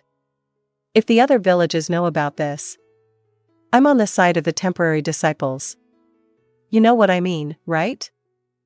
Worst case scenario. They would know who he was if they made physical contact with him. He couldn't say for sure that they won't try that kind of thing. The elves regarded the undead as enemies. It was the same with the dark elves. Until the dark elves are fully taken in, Ainz's true identity cannot be revealed. And because they had the dark elves under their control, they would never be able to harm the girls in the advance party. You didn't even imagine that would happen? Not even this much. Oh, come on, are you serious? Someone as smart as you? I mean, you thought it might happen, but you didn't think they'd act on it so quickly? Hey. You should be thankful I'm here to warn you, right? There was only one recourse Ainz could take. Let's go, you two. Make a little run for it. See you later, temporary master. All they had to do was run. Without so much as a goodbye, the three began running, slipping past the chief pharmacist. They soon entered the forest, but they did not stop. They ran until they reached a point where they thought the stones could no longer pursue them, and then they finally stopped. It's all right, no sign of pursuers. So, are we going back to Nazarick now? Aura's question brings relief to Ainz, who chuckles. But, of course, his expression did not move at all. Or rather, he did not even manage his illusion. I won't do that. Returning to Nazarick and gathering the troops to act would not be a bad idea, but I do not want to waste this great opportunity. The three of us will do the strategy that Punito Mosan taught me a long time ago, with a few elite troops. Well, what is it? Mare asked with a twinkle in his eye. Ainz was a little happy. If he had said, his mind would have calmed down. Ainz proudly replied. Well, technically, it's a little different, but it's a sideways blow. End of the 4th chapter. If you like my content, join me on Patreon, where you can find more and exclusive novels. Also, you can leave a donation by clicking the Super Thanks button. Thank you very much for your support.